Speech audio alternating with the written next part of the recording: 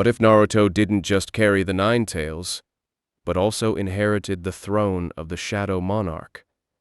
After Haku's needles push him to the edge of death, something ancient awakens inside him. A power from another life, another war, and another king. Now, with shadows rising, gates opening across the shinobi world, and monsters hunting the name Ashborn, Naruto must decide what kind of power he truly wants. Will he become a ruler of shadows, or the protector Konoha never believed he could be?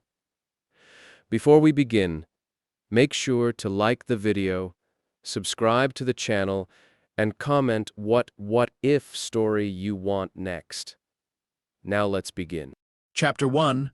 Before the Fox, after the war in another life, the war had lasted 27 years. Not 27 years of stories told around fires. Not 27 years written neatly in history books by men who had never held a weapon. 27 years of blood, silence, collapsing worlds, and gates ripped open across realities that were never meant to touch. Sung Jinwoo had fought through all of it.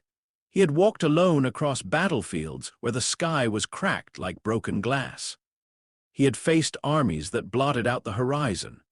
He had watched monsters with the strength of nations throw themselves at him again and again, and he had answered them with shadows so vast they turned the ground black beneath his feet. The monarchs came for Earth. One by one they fell. The rulers watched from beyond the veil, ancient and terrible and silent, until the end came. Until the final enemy broke beneath the blade of the man who had once been called the weakest hunter in the world. When it was over, when the impossible war was finished and humanity had been saved without ever knowing the true cost, the rulers offered him a reward: more power, more authority, more time, a throne among things that called themselves gods. Jinwoo had looked at them and asked for none of it. He asked for the dead to be returned. He asked for the lives stolen by gates and monsters and fate to be given back, not as soldiers, not as shadows, but as people. And somehow, after everything, the universe listened. His father came home. His mother smiled without fear. His sister grew up without knowing the cold terror of losing him. He married the woman he loved. He raised a son. For a long, impossible stretch of peace, the Shadow Monarch's throne went quiet inside him, not gone, never gone. A throne did not stop existing simply because no one sat upon it. But Jinwoo did not need it anymore. He did not need armies kneeling in the dark. He did not need the world to tremble at his name. He did not need victory banners or songs or worship. The hand that had once commanded countless dead learned how to hold a child without shaking. The eyes that had watched worlds burn learned to soften at the sight of family gathered around a dinner table. Years passed. His son grew taller than him. His wife's hair silvered beautifully. The city changed, the world changed, and the old war faded into something even he sometimes remembered like a nightmare from another life. At the end, Sung Jinwoo was not standing beneath a broken sky. He was not surrounded by enemies. He was not bleeding. He was in a warm house. Rain tapped softly against the windows. Somewhere nearby, someone was laughing quietly, trying not to disturb him. His hand rested in another hand, familiar and gentle, and lined by the same years that had carried them both to this moment. For the first time since he had become something more than human, Jinwoo felt no need to fight the ending. He closed his eyes, he breathed out, and the man died. But something inside him did not. It had never been human enough to die that easily. It had worn his shape. It had answered to his name. It had slept beneath his peace because he had earned the right not to use it. But death did not own the Shadow Monarch. Not completely. In the silence after his last breath, something dark and ancient stirred once, like a throne remembering the weight of its king. Then it drifted, not with purpose, not with hunger, not even with memory. It fell away from the world that had known Sung Jinwoo and slipped between places where light had no name. It passed through the roots of realities, through cracks between heavens, through roads no living soul could map. For a moment, it was nothing. Then it found a scream, a baby's scream, a village burning beneath a nine-tailed demon fox, and the echo of a dead king fell into a newborn boy. The night Naruto Uzumaki was born, Kano Hagakure learned what it meant to fear something too large for its walls. The nine tails towered over the village like hatred given flesh. Its tails tore through buildings as if they were grass. Its claws split stone. Its roar crushed the air so hard that shinobi fell from rooftops with blood at their ears. Fire spread from street to street. Parents ran with children in their arms. Ninja with trembling hands threw kunai, paper bombs, fire jutsu, lightning jutsu, anything they had, anything they could shape before that monstrous red chakra swallowed them. None of it mattered. The fox did not fight like an enemy. It fought like a disaster, and in the middle of that disaster, a child was born, a sealing altar. A desperate fourth Hokage, a mother with fading strength and eyes full of love. A father who had already decided that the future mattered more than his own life. There were words spoken that night that Naruto would not remember. There were tears that fell on his face before he ever learned what tears meant. There were hands that touched his cheeks with a tenderness no one in the village would offer him again for years. And there was a seal.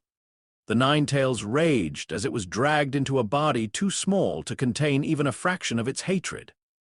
Its chakra screamed through the newborn's coils, burning, twisting, forcing itself into a prison made from blood, sacrifice, and impossible love. Deep inside the seal, Kurama opened eyes like burning moons. He expected darkness. He expected chains. He expected the foul taste of human chakra wrapped around him like a cage. He got all of that. But beneath it, buried so deep even the seal barely touched it, there was something else, not chakra. Not Biju, not human.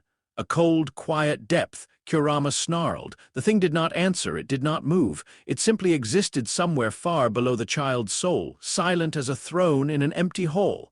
The fox bared his teeth into the darkness. "What are you?" No reply came, the baby cried. The village survived, and Naruto Uzumaki began his life hated for a monster he did not remember meeting, carrying a power he could not touch, and sleeping above an inheritance that had forgotten its own name. For 12 years, nothing happened. No blue windows opened before his eyes. No hidden voice whispered quests into his ears. No shadows rose behind him when villagers glared and muttered and pulled their children away. Naruto was Naruto. Loud, stubborn, messy, hungry in ways a bowl of ramen could only partly fix. He painted the Hokage monument because someone had to look at him. He shouted his dream to become Hokage because if he said it loudly enough, maybe the village would have to believe him one day. He failed at the clone jutsu so many times that the academy teachers stopped looking disappointed and started looking tired. He was bad at sitting still, bad at reading the room, bad at noticing when people were lying gently instead of cruelly. He was especially bad at genjutsu. There was nothing majestic in that, nothing ancient, nothing kingly. The echo inside him slept through all of it. It slept when Iruka shielded him from Mizuki's giant shuriken. It slept when Naruto learned the multi-shadow clone jutsu in one frantic night and beat a traitor into the dirt with 1,000 fists.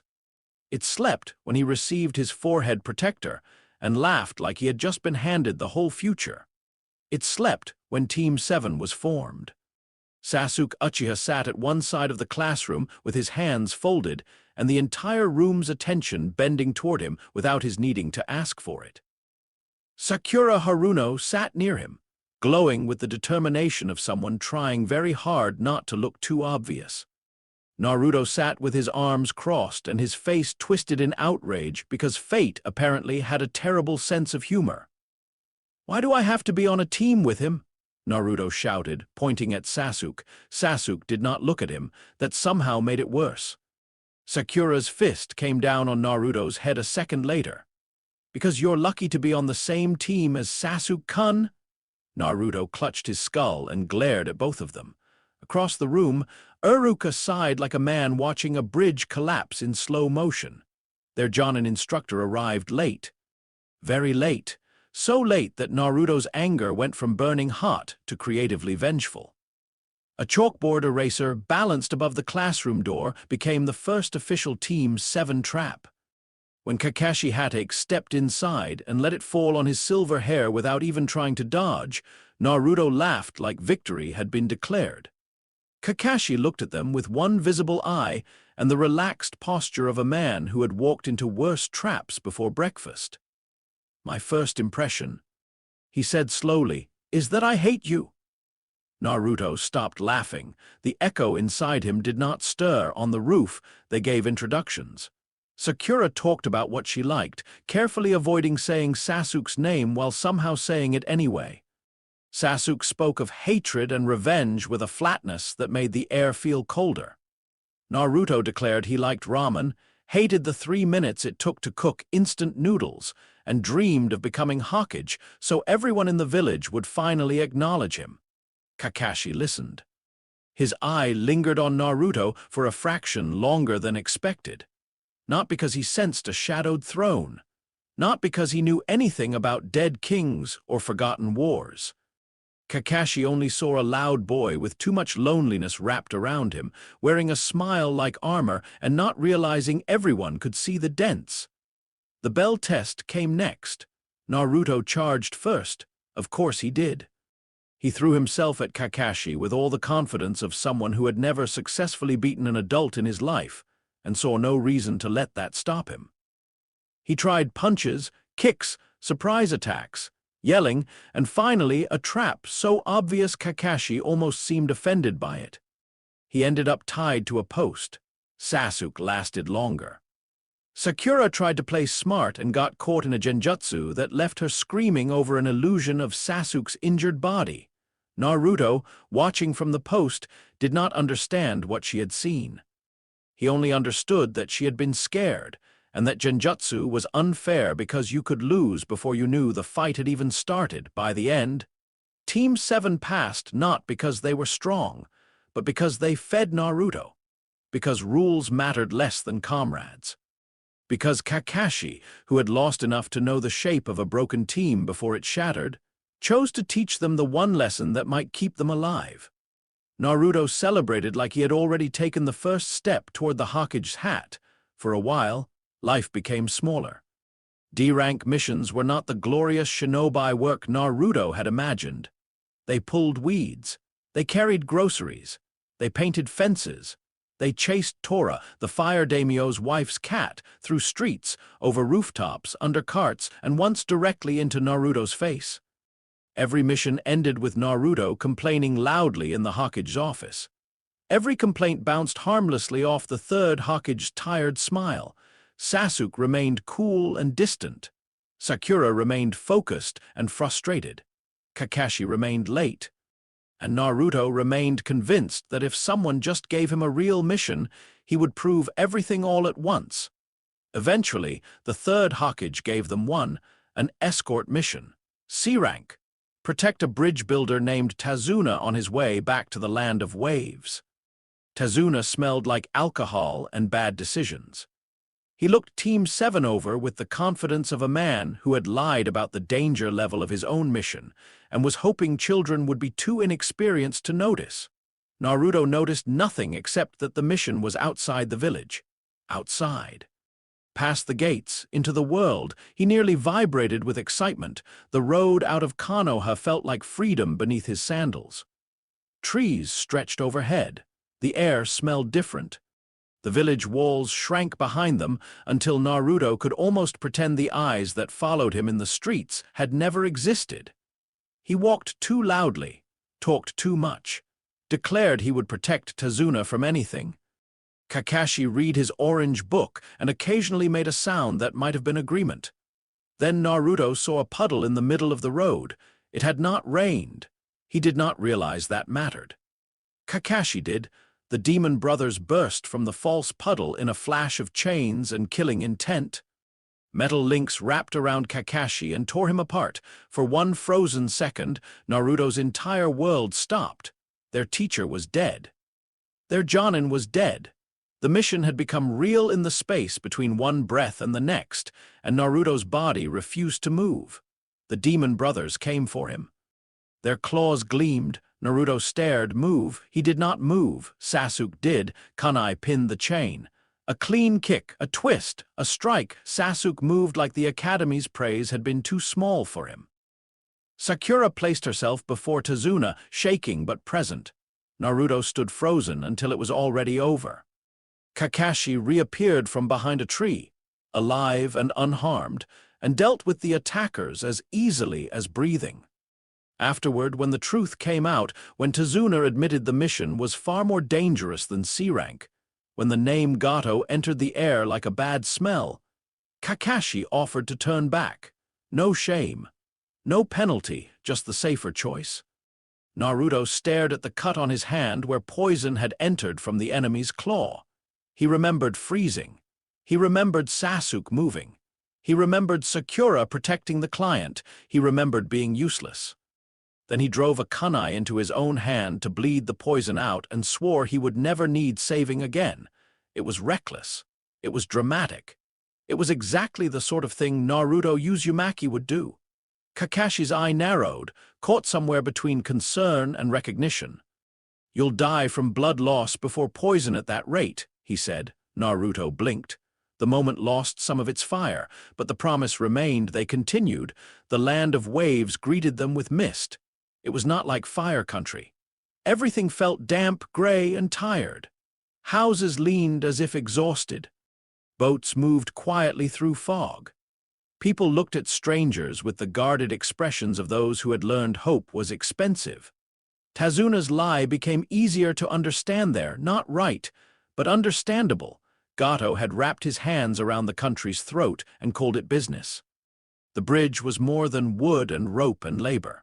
It was a way out, a way for the people of Wave to breathe again. Naruto did not have the words for all of that. He only knew the place felt sad, and he hated it. Then Zabuza Mamachi arrived. His sword came first. A massive blade spun through the mist and slammed into a tree trunk where Kakashi's head had been a heartbeat earlier. A man appeared atop it, bandages wrapped around the lower half of his face, bare chest scarred, eyes sharp and cruel. The demon of the hidden mist.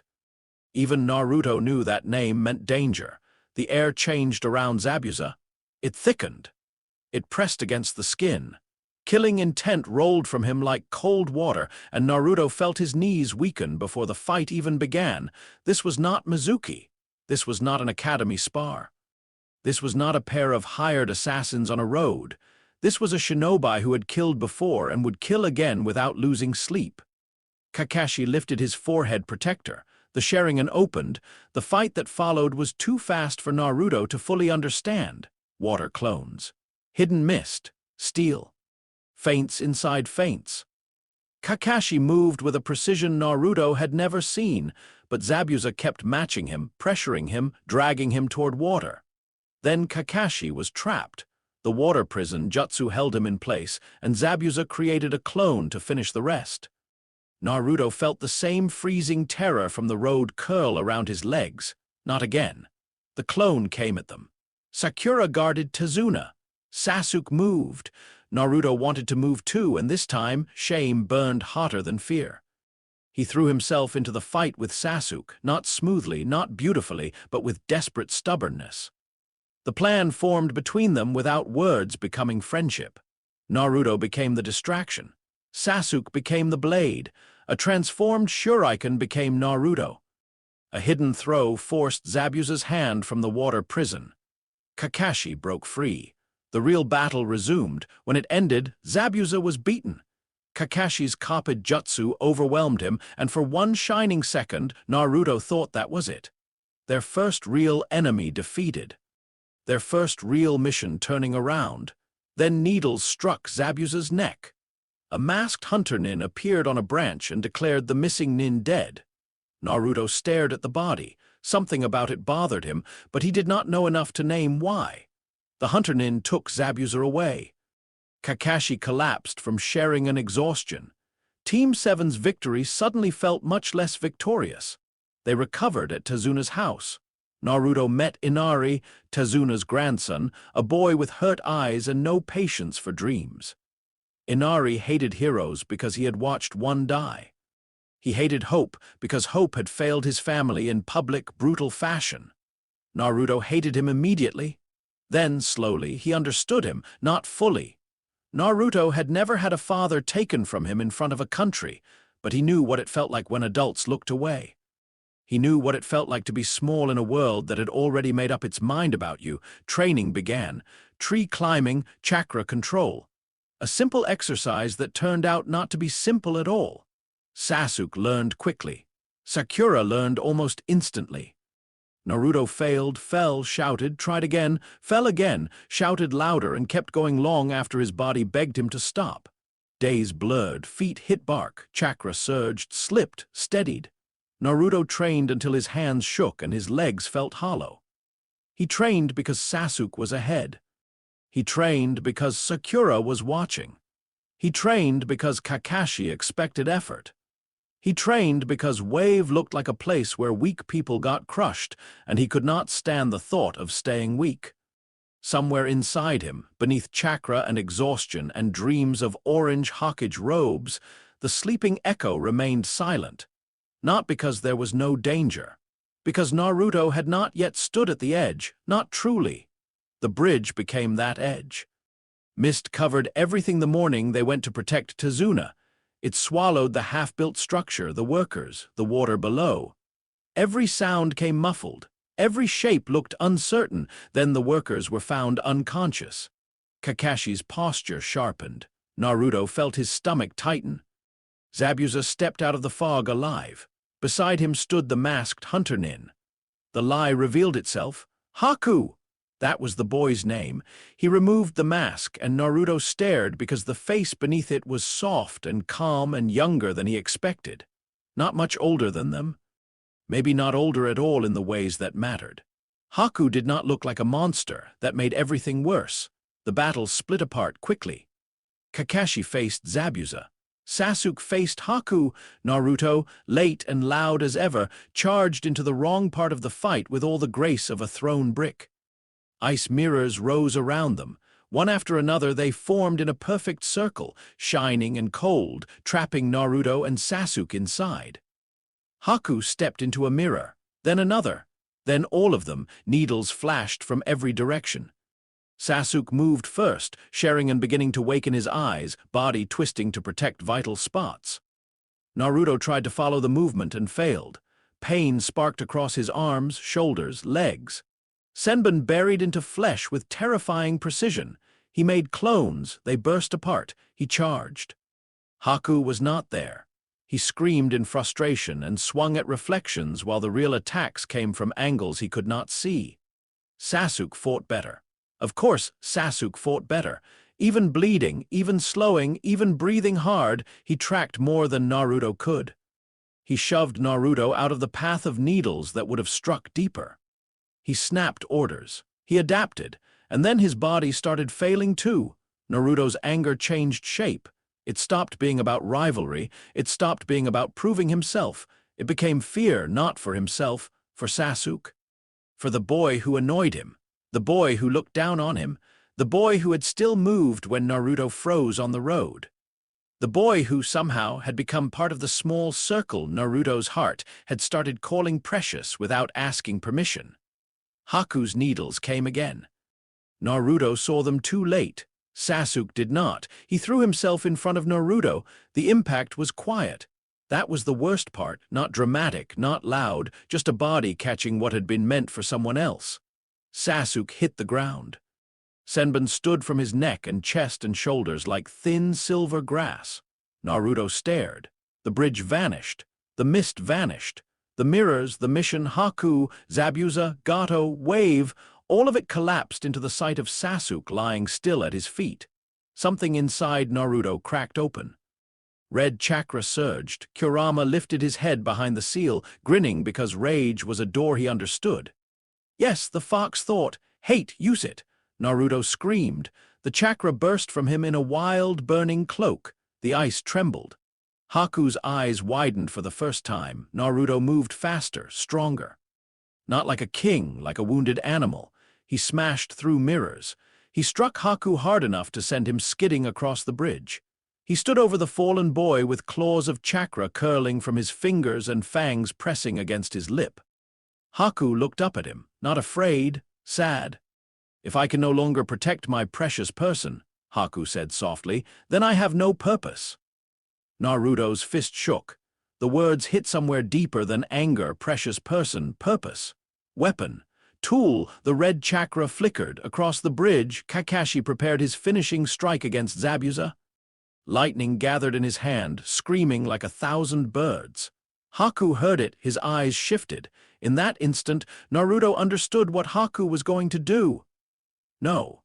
Haku vanished. The boy who had tried to kill them placed himself between Zabuza and Kakashi's Chidori. The lightning struck through him. Time seemed to stop. Haku's body arched. Zabuza's eye widened. Kakashi froze with his arm buried through a child who had chosen death without hesitation. Naruto could not breathe. The red chakra drained away as if horror had smothered it. Haku collapsed. Not as an enemy, not as a monster, as a boy. A boy who had loved someone enough to die for him. The bridge erupted into chaos. Gato arrived with mercenaries, laughing and sneering and calling Zabuza a broken tool. Zabuza, bleeding and armless in spirit if not in body, finally understood too late what Haku had been to him. Naruto shouted at him, not as a shinobi, as a child furious that another child's love had been wasted. His words cut deeper than kunai. Zabuza listened, and the demon of the mist wept. Then he charged through Gato's men with a kunai in his teeth and death already written into every step. By the time it ended, Gato was gone. Zabuza lay beside Haku, and the people of Wave stood on the bridge they had been too afraid to defend until now. It should have been over. But Haku's last attack had not missed Naruto completely. In the confusion, in the final desperate movement inside the ice mirrors, Senbon had struck deeper than anyone realized. Not enough to kill instantly. Haku had been too precise for that by nature, even while holding back. But Naruto had moved too much, bled too much, burned too much chakra. The world tilted beneath him. At first he thought he was just tired. Then his knees hit the bridge. "Naruto?" Sakura's voice sounded far away. He tried to answer. His mouth did not work. Kakashi turned. Sasuke, alive but barely conscious, forced his eyes open. Naruto looked at them and wondered why everyone seemed to be moving so slowly. The sky above Wave was gray. Cold rain began to fall. A drop landed on Naruto's cheek. He thought, stupidly, that it felt like someone poking him awake at the academy. Then he heard his own heartbeat. Once, twice. A long pause. Inside the seal, Kurama's grin faded. Far below the fox, deeper than chakra, deeper than fear, deeper than the lonely boy who only wanted to be seen. Something ancient opened one unseen eye. Naruto's heartbeat stopped counting down, and in the dark beneath his soul, something answered. Chapter 2. Arise, Naruto. Uzumaki did not see a tunnel of light. He did not see his parents. He did not hear angels, spirits, or the distant call of some peaceful place beyond pain. There was only cold. Cold rain on his face. Cold wood beneath his back. Cold fingers that no longer wanted to move when he told them to. He could still hear the bridge, but everything sounded wrong. The shouts of the villagers stretched thin, as if they were coming from the far end of a long hallway. Sakura's voice cracked somewhere above him. Kakashi said his name once, sharply, the way adults did when they were trying not to sound afraid. Naruto wanted to sit up. He wanted to tell them he was fine. He wanted to laugh, rub the back of his head, and say it would take more than some needles and a little blood loss to stop the future Hokage. But his chest would not rise. His heart had forgotten what came next. Inside the seal, Kurama stood very still. The great fox's claws pressed into the flooded floor of his cage. For years, the boy had been nothing but noise around him. Stupid dreams, stupid hunger, stupid loneliness. A container that shouted too much and understood too little, but now the container was dying. That should have pleased him.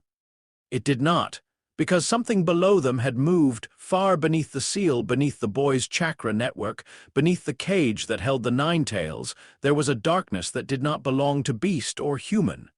Kurama's tails lashed once. "What are you?" he growled. This time the darkness answered. Not with words, with a sound like a throne being dragged across stone. Naruto fell inward. The bridge disappeared. The rain vanished. The pain became distant, then small, then gone. He stood in a black space without walls or sky. It was not the sewer-like chamber where the fox lived. Naruto knew that place in nightmares, even if he did not understand it. This was different. Wider. Older. Empty in a way that felt too deliberate, like a palace after everyone inside had knelt and vanished. For a moment, Naruto could not see his own hands. Then blue light appeared in front of him. A rectangle, flat, sharp-edged, glowing, words formed inside it. Warning host vitals unstable. Emergency synchronization beginning. Naruto stared. "What?" His voice echoed forever. Another window opened. Foreign vessel detected. Chakra network. Active, mana core dormant. Authority fragment. Sealed, survival protocol initiating. Naruto stepped back, or tried to. His feet did not feel like feet. His body felt like a memory of his body. "Hey, what is this? Where am I?" The windows did not answer like people. They simply changed, generating compatible interface. System restored. Quest. Survive. Naruto blinked. Then the pain came back, not all at once. All at once would have been kinder. It returned in pieces. Needles in muscle. Torn skin. Burning chakra pathways. The hollow, terrifying silence in his chest where his heartbeat should have been. Then thump. His heart struck his ribs hard enough that Naruto's eyes snapped open. Air tore into his lungs. He sat up with a broken gasp. Sakura screamed. "Naruto?" Kakashi's hand froze above him. Two fingers still glowing faintly with diagnostic chakra. Naruto choked on rainwater and blood. His vision blurred, split, then slammed back together with impossible sharpness. The bridge looked too clear. Every falling raindrop left a silver line in the air. Every heartbeat around him thudded like a drum. No, not every heartbeat. He could hear Sakura's, fast and terrified, Kakashi's. Controlled but not calm, Sasuke's. Weak, uneven, alive, Zabuza's, slowing near Haku's body, and beyond them dozens, mercenaries. Gato's men had not all fled. Some had frozen when Zabuza cut through their boss and half their courage. Some had begun backing away. But others, the stupid or greedy ones, had realized something important. Zabuza was down. Kakashi was exhausted. The children were injured. The villagers had weapons, but most were farmers, fishermen, carpenters, not shinobi. One mercenary raised his sword. Naruto saw the movement before it finished. A blue window flashed at the edge of his sight. Quest objective updated. Protect remaining allies. "Don't!" Naruto whispered. The man charged anyway. Naruto moved. He did not think. His body simply crossed the distance. 1 second he was on his knees near Sakura. The next, his fist slammed into the mercenary's stomach. The man folded around the blow and flew backward across the wet bridge, skidding until two others crashed trying to catch him. Naruto stared at his own hand. It hurt. It also felt strong, too strong. Not fox strong, not the burning, hateful red chakra from before. This was cleaner, colder, like his muscles had remembered a better version of themselves. Temporary stat correction applied, body operating at minimum survival enhancement. "What did you do to me?" Naruto whispered. No answer. The mercenaries shouted, some ran, some attacked. Naruto's fear had not vanished. It was still there, clawing at his stomach. He was still 12, still injured, still confused by blue boxes only he could see, but Sasuke was on the ground. Sakura was standing between Tazuna and armed men with one kunai. Kakashi's chakra felt thin and frayed in a way Naruto somehow understood without knowing how. So Naruto did what he always did. He moved first. A shadow clone appeared beside him. Then another. Then 20. The clones looked just as shocked as he felt. "Okay," one clone said, staring at a blue window floating in front of its face. "That's new." "No time!" the real Naruto shouted. They crashed into the mercenaries like an orange wave. It was not graceful. It was not the work of a master. Half the clones slipped on rain-slick wood. One punched another by mistake. Another tried to jump kick a man and missed so badly he vanished against a railing, but the rest hit harder than Naruto's clones had ever hit before, not with killing force. Naruto was angry, but some part of him refused to cross that line. They broke weapons, knocked men down, drove others backward, protected the villagers long enough for courage to become contagious. Tazuna's people surged forward. A man with a fishing spear shouted that the bridge belonged to Wave. Another raised a hammer. Then 10 more followed. The mercenaries broke. Not because Naruto defeated them all, because the people they had come to frighten were no longer frightened enough. They ran into the mist, dragging wounded pride and broken swords behind them. The bridge fell quiet except for the rain. Naruto's clones vanished one by one. With each pop, something inside his skull pinched, not pain exactly, information. He received flashes of movement, angles, reactions, the weight of fists landing, the sound of swords cutting air near his ears. Normally, clone memories came as a messy rush. This felt arranged, measured, like someone had taken the chaos and put it into drawers. Combat data acquired, experience gained, level insufficient for full processing. Naruto swayed. Sakura caught him before he fell. "Naruto, what was that?" she asked, voice shaking. You were dead. Kakashi-sensei said your pulse." "I wasn't dead," Naruto said quickly. The lie sounded terrible even to him. Kakashi's visible eye sharpened. "Naruto." That one word carried too much weight. Naruto looked away. "I don't know." It was the truth, and somehow worse than a lie. Across the bridge, Zabuza coughed. The sound dragged every eye toward him. The demon of the mist lay on his side near Haku's body. The bandages around his face were soaked through. Blood spread beneath him, darkened by rain. His great sword lay out of reach. He looked smaller than he had in the mist. No, not smaller. Human. Haku lay beside him, calm in death, his face turned slightly toward the man he had given everything to protect. Zabuza's eye found Naruto. "Brat," he rasped. Naruto pulled away from Sakura and stumbled toward him. Kakashi did not stop him. Zabuza's voice dragged against each breath. "You said too much." Naruto's fists clenched. "You needed to hear it." The corner of Zabuza's eye tightened. Maybe that was pain, maybe amusement. Maybe grief arriving too late and finding nowhere to go. "He was always too soft," Zabuza said. "Never should have been a weapon." Naruto looked at Haku. The blue windows were gone now, but he could still feel something, not chakra, not life, a weight, a presence lingering where Haku had fallen. Like an echo waiting for a sound, Naruto's stomach twisted. "Then why did you make him one?" Zabuza did not answer at first. Rain hit the bridge between them. "Because men like me don't know what else to do with precious things," he said at last. Naruto hated him for that. He also believed him. That made the hate harder to hold. Zabuza's gaze shifted toward Haku. "Can you move him closer?" Naruto swallowed. With Sakura's help and then Kakashi's, they placed Haku beside Zabuza. The missing nin's ruined hand twitched, trying to reach. He did not have the strength. Naruto took that hand and placed it against Haku's sleeve. Zabuza closed his eye. For a moment, the demon of the mist looked almost peaceful. Then his breathing stopped. No blue window marked it. No grand announcement declared the end of a feared missing nin. There was only rain and a bridge full of people who did not know whether to cheer, cry, or stay silent.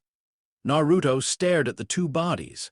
Haku's words would not leave him. "If I can no longer protect my precious person, then I have no purpose." Naruto had precious people. He had not known that before this mission, not clearly. Iruka-sensei. The old man Hokage. Chuchai and I aim at Ikaraku. Maybe Team 7, even if Sasuke was annoying and Sakura hit too hard and Kakashi was always late, precious people were real. But if protecting them meant becoming like Haku, living and dying as someone else's tool, then what was the difference between love and a chain? A blue window opened. Corpse condition acceptable. Residual soul weight detected. Shadow extraction available. Naruto went cold. Not from rain. From the words, "Corpse," he whispered. Sakura looked at him. "What?" The window remained. Shadow extraction available. Attempt extraction. Yes/no. Naruto stumbled back. What is that supposed to mean? Kakashi's hand touched his shoulder. Naruto, what are you seeing? Naruto barely heard him. The world narrowed around Haku's body. A shadow had gathered beneath him. That should have been impossible. It was morning, and the bridge was covered in mist, and the light came from everywhere and nowhere. But the darkness under Haku was sharp, deep, waiting. Naruto felt something inside himself reach toward it, not hunger, not cruelty, recognition, as if his soul knew a word his mouth had never learned, attempt extraction. No, Naruto whispered. The window flickered, warning, residual soul weight will dissipate, attempt extraction. Naruto shook his head harder. I don't know what you want, his voice cracked across the bridge. Everyone stared now. Kakashi turned slightly, putting himself between Naruto and the villagers without making it obvious. Sakura's face had gone pale. Sasuke, barely sitting up with help, watched through half-lidded eyes. Naruto pressed both hands to his head. The word was there, behind his teeth, in his chest, in the dark place below his heart where something old had woken up. It was not Japanese. Not any word Uruka had taught him. But somehow he knew what it meant. Rise, serve, return. No, that was not all. There was another meaning beneath it. Stand again. Naruto looked at Haku's face. Haku had died for someone who only understood him at the end. He had spent his life being useful, being needed, being a weapon because it was better than being nothing. Naruto understood that too well. He thought of the villagers who looked at him and saw a demon. He thought of Mizuki calling him the Nine-Tails. He thought of the way he shouted about becoming Hokage, because being hated was better than being invisible. His hands trembled. I won't use him, Naruto said. The window did not move. I won't. Still nothing. Naruto breathed in. The air tasted like rain and blood. But if he's alone? His voice dropped. If he's still there, even a little. Kakashi's grip tightened. Naruto, step away from the body. Naruto did not. He looked at Haku. I don't know what I'm doing, he said, and this time he was not speaking to his team. I don't know who you were supposed to be after this. I don't know if this is right. The shadow beneath Haku deepened. Naruto's eyes burned. But you said you wanted a purpose. The word rose, old, heavy, final. Naruto spoke it. Arise. The bridge went silent. Haku's shadow unfolded. It did not crawl like normal darkness. It rose like water flowing upward, wrapping around Haku's body in black flame. Sakura gasped. Villagers stumbled back. A few raised weapons, then lowered them because no one knew what they were seeing. Kakashi moved too late. The shadow pulled itself into the shape of a person, slim, masked. Kneeling, armor like dark ice formed over familiar clothing. A porcelain mask covered the face, but the shape of it was unmistakable. The same hunter-nin mask Haku had worn, now marked by faint blue lines that glowed like moonlight under frozen water. A voice entered Naruto's mind, not spoken aloud. Clear as a bell struck in an empty room. My king! Naruto stopped breathing. The shadow kneeling before him did not feel like a corpse. It did not feel alive either. It felt like loyalty sharpened into form. Naruto backed away so fast he nearly slipped. No, don't call me that. The shadow did not move. Kakashi's kunai was in his hand. Sakura whispered, Haku! The shadow's masked face turned slightly toward her, then back to Naruto, awaiting command. Naruto shook his head. No commands. I'm not, he swallowed. I'm not your master. The blue window appeared again. Extraction successful. Shadow soldier acquired. Name, Haku rank. Normal level synchronization limited. Available command slots. 1/20. Naruto stared at the words until they blurred. Haku's body was still on the bridge. That was the part that made Sakura cover her mouth. The shadow stood apart from the corpse, kneeling in silence while the boy he had been lay pale and still beside Zabuza. Naruto looked between them. His chest hurt worse than the Senbon wounds. Are you? Him? The shadow did not answer immediately. A feeling came instead. Snow, mirrors, loneliness. A hand reaching down to a child in the street. A purpose given, a purpose lost, then warmth, not happiness, not peace. But relief so quiet Naruto almost missed it. Haku's shadow bowed his head. Naruto understood without knowing how it was Haku, and it was not a piece, an echo. a soldier made from what remained when the soul had already moved somewhere no jutsu could follow. Naruto's voice came out small. "I'm sorry." The shadow did not ask for forgiveness. That made it worse. Kakashi stepped beside Naruto, close enough to stop him if needed, far enough not to frighten him further. "Naruto," he said carefully, "can you dismiss it?" Naruto looked at him. "I don't know," the window responded, command recognized. "Dismiss shadow, yes/no." Naruto clenched his jaw. He looked at Haku's shadow. "You don't have to kneel." The shadow remained kneeling. "Please." Slowly, Haku stood. That single movement broke something in Naruto's face. He wiped at his eyes angrily before anyone could call it crying. "Go. Rest." The shadow dissolved into black mist and folded into Naruto's own shadow. Naruto flinched as it vanished beneath his feet. Shadow Soldier stored. Current mana. 4/10 mana exhausted. Emergency recovery advised. The moment the shadow disappeared, Naruto's legs gave out. This time, Kakashi caught him. When Naruto woke again, he was in Tazuna's house. For one wild second, he thought the bridge had been a fever. Then he saw Sakura sitting beside the bed with red eyes. Sasuke sat propped against the opposite wall, bandaged heavily, pretending he was not watching Naruto at all. Kakashi stood near the window. Naruto turned his head. His own shadow lay on the floor beside the bed. For a moment, he thought he saw a masked shape inside it. He pulled the blanket up to his chin. Sakura noticed. "Naruto?" "I'm fine," he said automatically. No one believed him. Sasuke clicked his tongue. "You died." Naruto shot upright, regretted it immediately, and grabbed his bandaged side. "I did not. You stopped breathing," Sakura said softly. Naruto opened his mouth, closed it, looked at Kakashi. His teacher's face gave away nothing, but his eye did not look lazy anymore. "Your pulse stopped for nearly 15 seconds, Kakashi said. "Then something restarted it." Naruto felt very small. Outside the room, Tazuna and his family moved quietly. Inari's voice drifted in once, then faded. The bridge was safe. Wave was safe. That should have made everything feel better. It did not. "What happened to?" Naruto hesitated. "To them." Haku and Zabuza were buried near the bridge. Sakura said, "Together." Naruto nodded, his throat tightened. Kakashi watched him for another moment. "And the thing you summoned?" Naruto looked down, his shadow looked normal, too normal. "I don't know," he said. "There were these blue boxes, words like mission papers, but floating."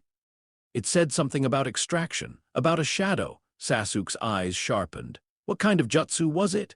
"I don't know." The shout came out harsher than Naruto meant. Sakura flinched. Naruto lowered his voice. "I don't know," he repeated. "I didn't use hand signs, I didn't mold chakra, I just knew the word." Kakashi said nothing for a long moment. That was worse than questions. Finally, he asked, "Did it feel like the 9 tails?" Naruto froze. The room froze with him.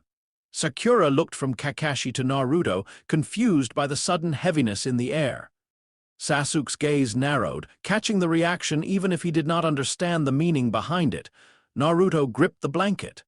"No," he said. It was the only answer he was sure of. Kurama's chakra was heat, rage, teeth. A storm made of hatred and red light. This had been cold, dark, patient. It wasn't the fox. Kakashi believed him. That did not make Kakashi look less worried. They stayed in wave until Naruto could walk without swaying and Sasuke could pretend he had recovered enough to walk without help. The bridge was finished during that time, its final boards laid by people who no longer moved like prisoners in their own country. When Tazuna announced the bridge's name, Naruto expected something grand. "The Great Naruto Bridge," he cried, loudly. Sakura laughed even while wiping her own eyes. Sasuke looked away, but the corner of his mouth twitched. For one shining moment, everything felt normal again. Then Naruto noticed his shadow did not move exactly right. When he stepped onto the bridge, it stretched behind him in the morning sun.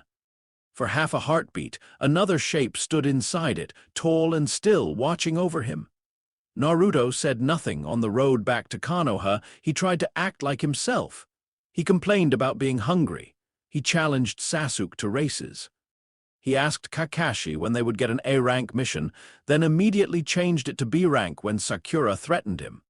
But sometimes, when no one was looking, he saw windows, daily quest unavailable, core stabilization incomplete, mana recovery, 6/10 shadow storage stable.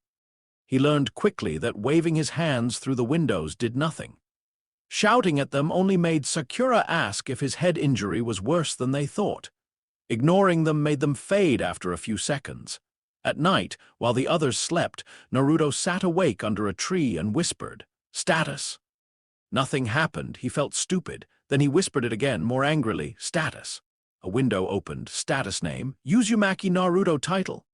Locked level, 1 SDR, 12 VIT, 14 AGI, 15 INT, 8 per 9 unassigned points, 0 notice, a dormant authority stirs, insufficient data. Naruto stared at it, then stared harder. "Okay," he whispered. "That is definitely new." He touched the numbers. His finger passed through the light. Strength, vitality, agility, intelligence, perception. He understood the words mostly. The intelligence number annoyed him immediately. 8, he hissed. "What do you mean 8? The window did not defend itself. Naruto crossed his arms. "I'm smart." A pause. Another smaller window appeared. No applicable data found. Naruto's jaw dropped. "You little." A twig snapped behind him. Naruto spun. Sasuke stood several steps away, dark eyes fixed on him. "Who are you talking to?" Naruto slapped both hands over the window as if that would hide it. "No one." Sasuke looked at the empty air in front of Naruto, then at Naruto's hands, then back at Naruto. "HN." Somehow that was worse than an accusation. "I was training," Naruto said quickly. "Sitting under a tree and insulting the air." "It insulted me first?" Sasuke stared. Naruto realized too late that this was not a helpful explanation. For once, Sasuke did not call him an idiot. He only looked thoughtful. That bothered Naruto more. Back in Konoha, the village gates rose before them like the end of a dream. The mission was complete. Team 7 had survived. Wave had a bridge and a future. Naruto expected to feel taller walking back in. He did, a little. People still stared, some still whispered, but he had protected someone. A whole country, maybe. That had to matter. Then his shadow shifted under his feet. Naruto remembered Haku kneeling. His good mood dimmed. The mission report took hours. Kakashi did most of the talking. Tazuna's deception. Gato's involvement. Zabuza's survival. Haku's abilities. The bridge battle. The civilian uprising. He did not mention blue windows. He did not mention Naruto's stopped pulse. He did not mention a shadow wearing Haku's mask. Not in front of the mission desk. Not in front of other shinobi. Not even in front of the third Hokage's pipe smoke and tired, knowing eyes. But when the others were dismissed, the Hokage's gaze lingered on Naruto. "Naruto," the old man said gently, "you did well." Naruto brightened despite everything. "Really? Really?" The word warmed him more than he wanted to admit. Then the Hokage looked at Kakashi. A silent message passed between them. Naruto noticed. He hated that he noticed. Before Wave, he would have missed it completely. Now his perception felt sharper in inconvenient ways. Outside the tower, Sakura said goodbye first. She looked like she wanted to ask Naruto something, then changed her mind. Sasuke left next, hands in his pockets. He paused after a few steps.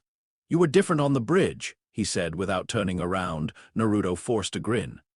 "Yeah, different awesome." Sasuke was quiet, different old. Then he walked away. Naruto stood there long after he was gone. Old, that word followed him all the way to his apartment. The room was as messy as he had left it. Empty cups, instant ramen containers, clothes in places clothes should not be. A plant Uruka had given him that had somehow survived through sheer stubbornness. Home, small, lonely.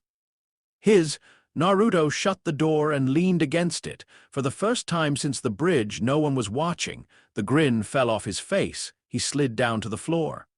His shadow stretched across the boards. "Haku," he whispered. "Nothing," Naruto swallowed. "I don't know if you can hear me in there." The room stayed quiet. "I meant what I said. I won't use you like he did. I don't care what that stupid box calls me." No response. Naruto looked at the ceiling. "Also, I'm not a king." His shadow did not argue. That helped a little. Later, after forcing himself to eat, after washing dried blood from places he had not realized still hurt, after changing bandages badly and then redoing them because Sakura's voice haunted him with imaginary scolding, Naruto lay in bed. He wanted to sleep. Instead, he stared into the dark. The system waited at the edge of thought like a closed eye. Kurama waited behind the seal like a burning one, and somewhere beneath both, something else sat silent and patient. Naruto whispered, "What are you?" For a moment, nothing happened. Then a window appeared above him. Insufficient data. Naruto let out a tired laugh. It sounded too close to a sob. "Yeah," he muttered. "Me too." Far from Konoha, in a stretch of forest no patrol had marked as dangerous, the air folded. At first it looked like heat shimmer, then like a crack in glass, then like a door made of darkness and blue fire. Animals fled before it fully opened. The trees around it bent away, leaves trembling despite the lack of wind. A low hum rolled through the clearing, not chakra, not natural energy, something else. From within the impossible doorway came the scrape of claws against stone. A shape moved in the dark. Then another, and another. The first creature stepped into the elemental nations beneath a moon that had never seen its kind before. Its eyes glowed. Its jaws opened. The gate pulsed wider. Miles away, asleep in a messy apartment with one hand curled around his blanket like a child much younger than 12. Naruto Uzumaki did not see the blue window appear above his bed. Authority resonance detected. Dimensional breach confirmed. Warning: the throne has been noticed. Chapter 3. Daily quests and old instincts. Naruto Uzumaki woke up to a blue window floating above his face. For 3 whole seconds, he stared at it. Then he screamed. He rolled out of bed, tangled himself in his blanket, hit the floor shoulder first, and immediately kicked his nightstand hard enough to knock 3 empty ramen cups onto his head. The window did not move. Daily quest has arrived. Quest: preparation to become strong.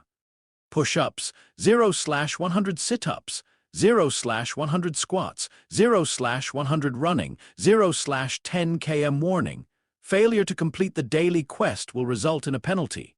Naruto lay on the floor, blanket wrapped around his waist like a defeated cape, and glared at the glowing words. No. The window remained. Naruto pointed at it. "I just got back from a real mission. A real one. I fought a missing nin. I saved a bridge. I almost died. I deserve a break." The window did not care. Time remaining. 23:59:42. Naruto's eye twitched. "You're counting." Time remaining. 23:59:39. Naruto grabbed the closest ramen cup and threw it. It passed straight through the window and bounced off the wall. For a moment the room was silent. Then another smaller window appeared. No applicable attack detected. Naruto sat up slowly. "Are you mocking me?" No answer. That was definitely mocking. He stayed angry for another minute, because anger was easier than admitting that the word penalty had crawled under his skin. Penalty. The system had restarted his heart on the bridge. It had shown him numbers that described his body like a mission report. It had pulled something from Haku's death and folded it into his shadow. It had warned of a throne being noticed. Naruto did not understand any of that, but he understood threats. He understood being punished for failing. He stood up, kicked the blanket aside, and jabbed a finger at the blue box. "Fine, I'll do it, but not because you told me to." Time remaining. 23:58:11. Naruto narrowed his eyes. "Don't rush me." He started with push-ups. By 20, his arms burned. By 40, his shoulders trembled. By 60, he began bargaining with himself. By 80, he was making noises that no future Hokage should ever make. By 100, he collapsed flat on his face and decided the system was evil. Push-ups complete. 100/100. A small line of blue light filled part of the quest window. Naruto hated how satisfying it looked. The sit-ups were worse. The squats were somehow worse than that. The running nearly killed him again, though this time in a much more embarrassing way. He ran through the streets of Konoha before sunrise, because if Sakura saw him doing strange training alone, she would ask questions, and if Sasuke saw him, he would smirk without smirking. Naruto hated that face. The face Sasuke made when he was silently being superior. So Naruto ran before anyone could watch, Konoha felt different at that hour. The village was not kind to him, but dawn softened even ugly things. Shops were closed. The streets were empty. The Hokage monument watched over everything in silence. For once, no one whispered when he passed. His lungs burned by the 3rd kilometer. His legs felt like wet rope by the 6th. By the 8th, he started talking to the system under his breath. "You think this is funny, huh? You think you can boss me around because you're glowing and weird?" The window floated beside him. "Running, 8. 3/10 km I can read, you know." A stray dog barked at him. Naruto barked back. The dog decided not to get involved. When the final distance marker completed, the window flashed. "Daily quest complete. Rewards available.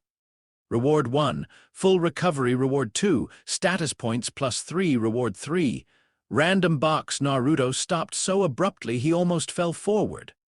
"Rewards." The word changed everything. He looked around to make sure no one was nearby, then whispered, "Full recovery."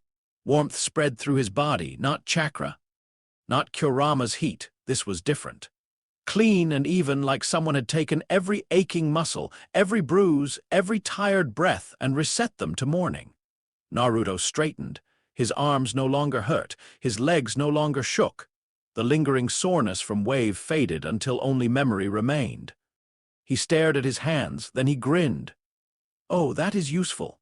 The next reward appeared, status points acquired, assigned points. 3. Naruto remembered his status window from the road: strength, vitality, agility, intelligence, perception. The intelligence number still offended him. He opened his mouth to put all 3 points into it out of pure spite. Then he stopped. On the bridge, speed had mattered, seeing Haku had mattered, surviving had mattered. Being clever would matter too, eventually, but Naruto knew himself well enough to admit that 3 magical points were not going to turn him into Shikamaru overnight. He crossed his arms and thought harder than usual. Strength helped him hit. Agility helped him move. Vitality kept him standing. Perception helped him notice what his normal eyes missed. He remembered the puddle on the road. He remembered not noticing. His jaw tightened. 2 into perception, he muttered. 1 into vitality. The window updated. Per 11 vit, 15 for a second. Nothing happened, then the world sharpened. Not dramatically, not enough to make him dizzy. But the edges of things became clearer. A bird shifting on a rooftop, the faint scrape of a broom inside a closed shop, the smell of bread being prepared 2 streets over. Naruto's stomach growled. The final reward appeared, random box acquired. A small glowing cube materialized in front of him. Naruto reached into it carefully, his fingers closed around something solid. He pulled out a bottle of water. He stared at it. The system waited. Naruto held the bottle up to the sunrise. "That's it." No response. A bottle of water. Still nothing. Naruto unscrewed the cap, took 1 angry drink, and admitted it was very cold and very good. That made him angrier. By the time Team 7 met later that morning, Naruto had decided to act completely normal. This lasted exactly 9 seconds. "You're quiet," Sakura said. Naruto jumped. "I'm not quiet, I'm loud, I'm always loud." Sakura stared. Kakashi looked up from his book. Sasuke leaned against a fence post with his arms crossed. "Nobody said that was a good thing," Sasuke said. Naruto pointed at him. "Shut up! They're normal, mostly." Kakashi's eye lingered on him. Naruto noticed. That was happening too often now. Before Wave, Kakashi's attention slid around like smoke. He seemed lazy until he suddenly wasn't. Naruto used to miss the shift. Now he caught tiny things. The angle of Kakashi's shoulders, the pause before he turned a page. The way his visible eye narrowed whenever Naruto's shadow stretched too far behind him. Kakashi knew something was wrong. Worse, Kakashi knew Naruto knew he knew.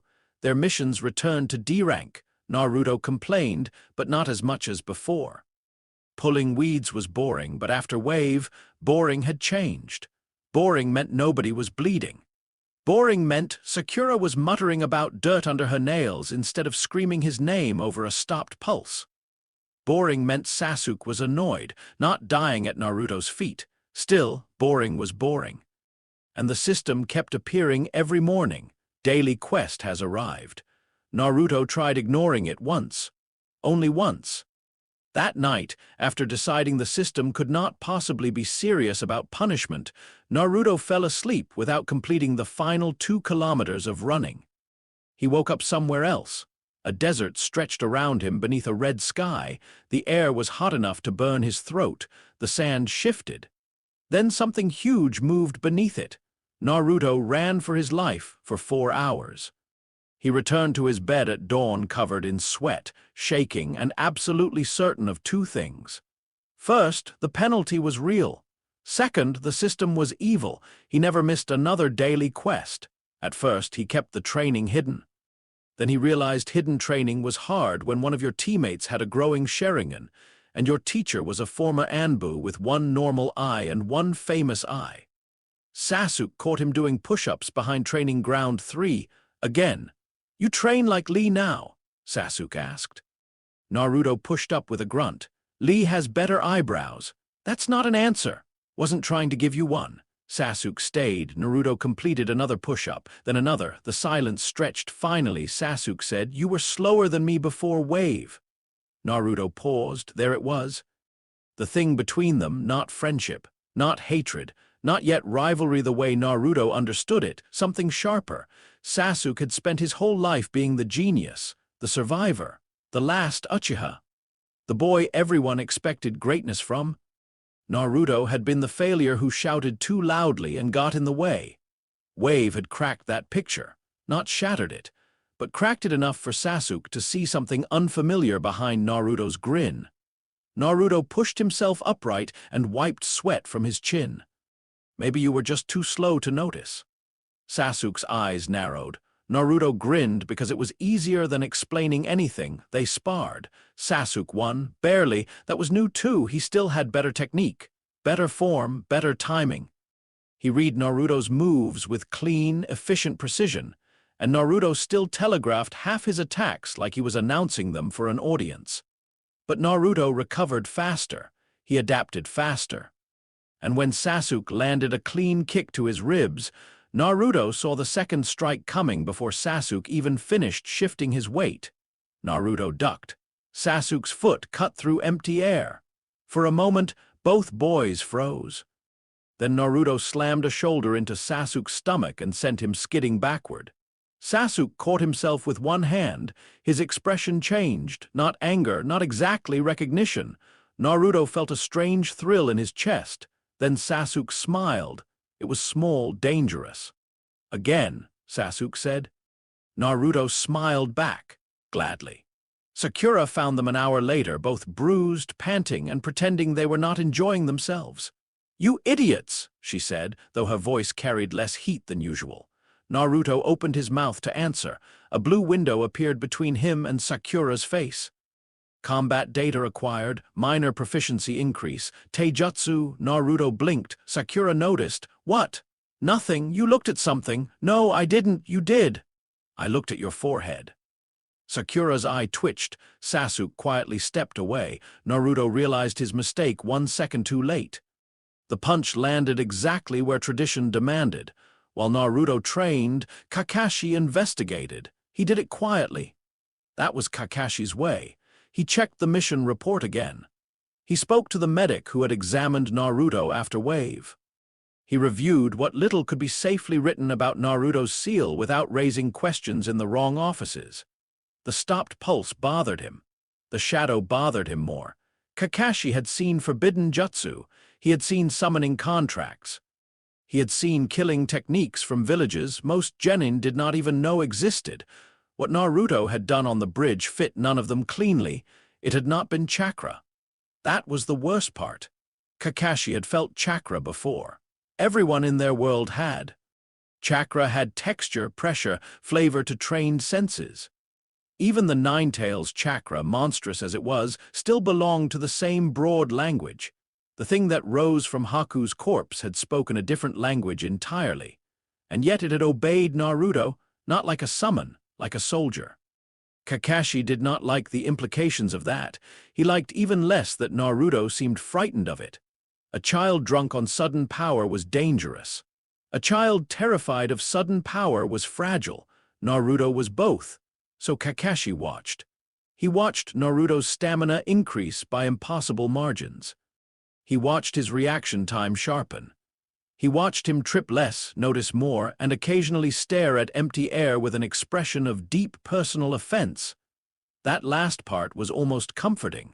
Whatever was happening, Naruto was still Naruto, mostly. Then one evening, Kakashi found him at the edge of the village, not sneaking out, not exactly.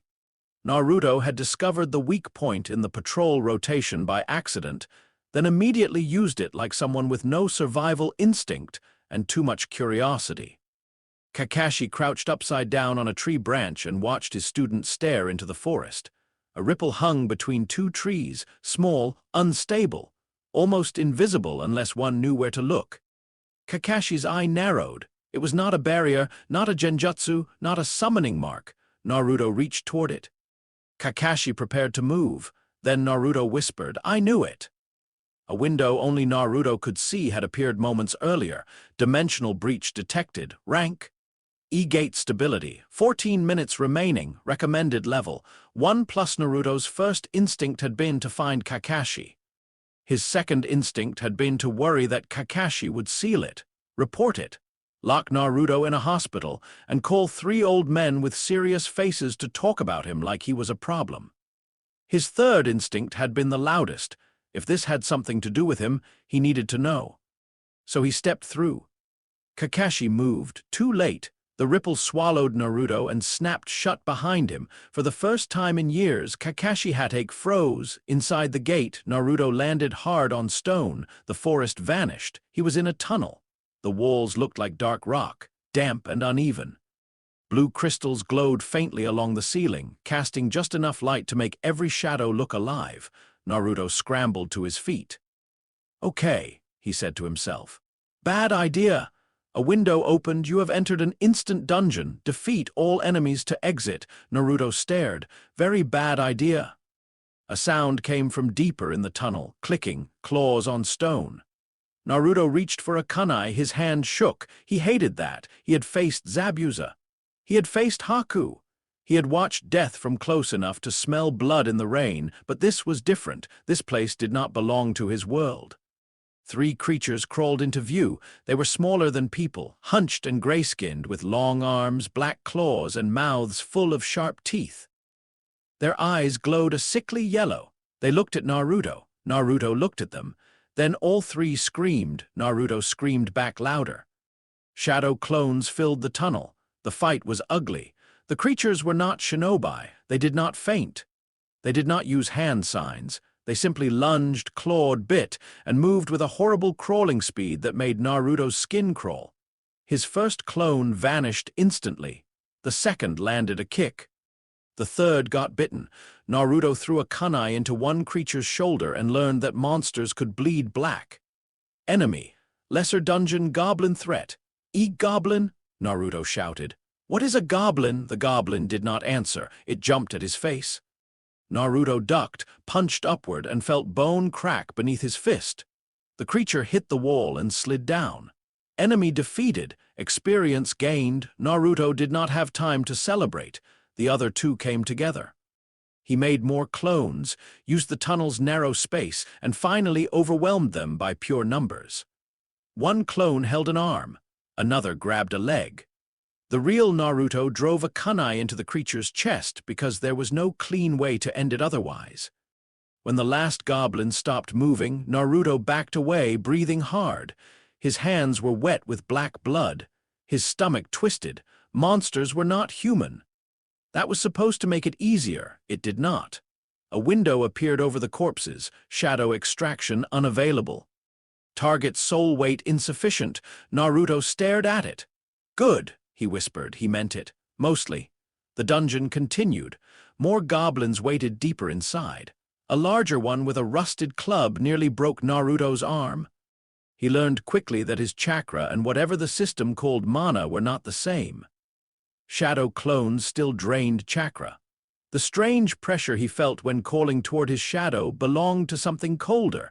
He tried summoning Haku once. Only once. His shadow stretched. Haku rose in the tunnel, silent and masked, holding needles of black ice between his fingers. Naruto felt his mana drop like a stone. Mana. 6/10. Then Haku moved. It was beautiful in a way that made Naruto's chest hurt. A goblin lunged. Haku passed through its attack, not like mist, but like a dancer who already knew the ending. Shadow Senbon struck joints. The creature collapsed before reaching Naruto. Mana 5/10. Another goblin died. Mana 4/10. Naruto felt sudden dizziness. Stop, he said quickly. Rest, go back. Haku turned toward him. For a moment, Naruto thought he would kneel. Instead, the shadow bowed once and dissolved. Mana 3/10. Naruto leaned against the wall. So that's what upkeep means, he muttered. The system offered no praise. He completed the dungeon alone after that. At the deepest point, he found a room with a cracked stone altar and a creature larger than the rest. It carried a club made from bone and wore scraps of metal across its chest. Enemy, Dungeon Goblin Captain threat. E plus Naruto swallowed. Of course, there's a captain. The fight took everything. He could not beat it head on. It was stronger than him, and the club smashed clones apart in groups. One hit caught Naruto across the side and sent him rolling so hard the air left his lungs. For a moment, lying on the stone floor, he heard his heartbeat. Bridge rain, blue windows. Haku's body. No. Not again. Naruto forced himself up. He did not use Haku. He wanted to. That scared him. He used clones instead, dozens of them, not as fists but as distractions. One pulled the captain's attention. Another kicked the back of its knee. Another threw loose stones at its eyes. Naruto waited, watched. Perception mattered. There. A crack in the metal scrap over its chest. Naruto charged. The captain swung. Naruto ducked under the club so closely he felt wind tear across his hair. He drove his kunai into the cracked armor with both hands and pushed until the blade sank deep. The creature roared. Naruto shouted louder and headbutted it in the face. It fell. The dungeon went silent. Boss defeated. Experience gained. Level up, you have reached level 3. Naruto collapsed onto his back. For a long moment he did not move. Then he laughed. It was shaky and exhausted and half-crazed, but it was laughter. I am never doing that again. A reward box appeared. Dungeon clear. Exit available. Item acquired. Goblin Captain's rusted dagger. A dagger dropped onto the floor beside him. It looked awful. Naruto picked it up anyway. Treasure is treasure, he said. The gate spat him back into the forest just as Kakashi's hand reached the ripple from the outside. Naruto stumbled forward. Kakashi caught him by the collar. Their eyes met. Naruto smiled weakly. Training? Kakashi's visible eye became very calm. That was how Naruto knew he was in trouble. Kakashi did not yell.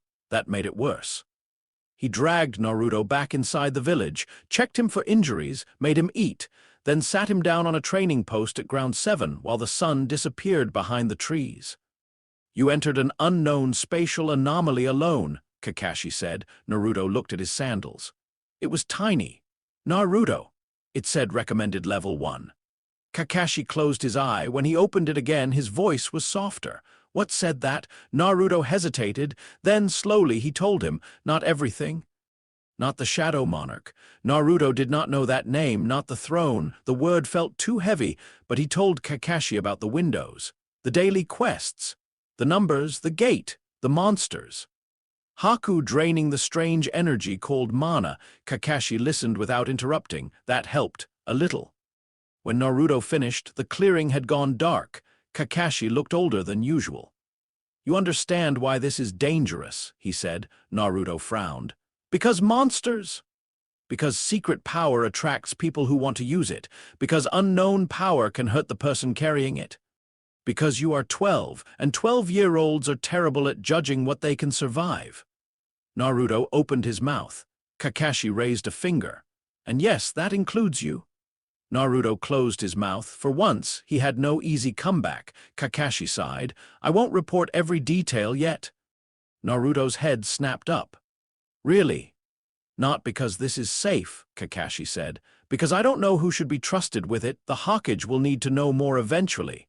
For now, you tell me when a gate appears. You do not enter alone. You do not summon Haku in public. You do not test unknown abilities without supervision. Naruto nodded quickly, too quickly.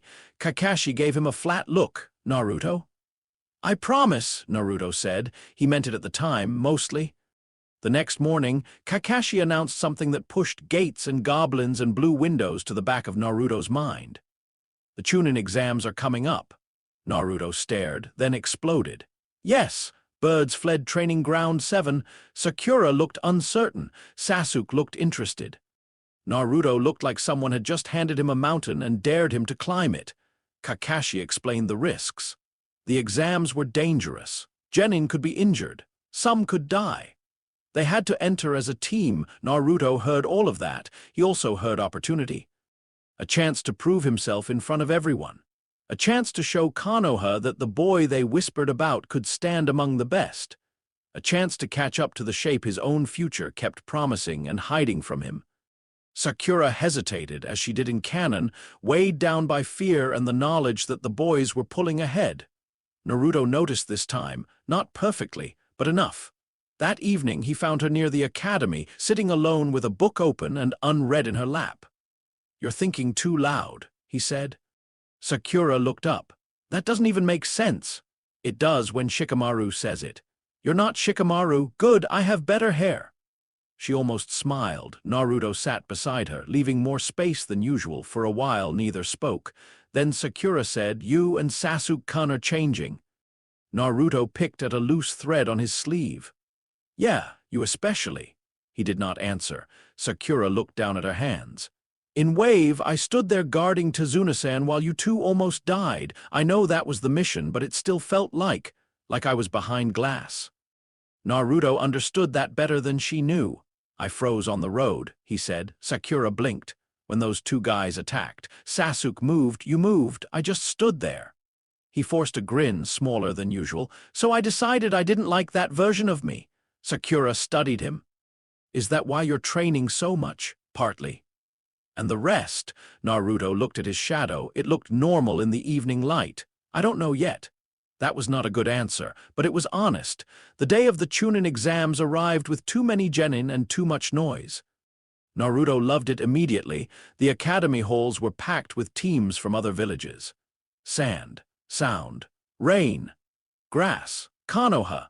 Faces he did not know, weapons he had never seen, chakra signatures crowding the air until his sharpened perception felt like too many people shouting at once.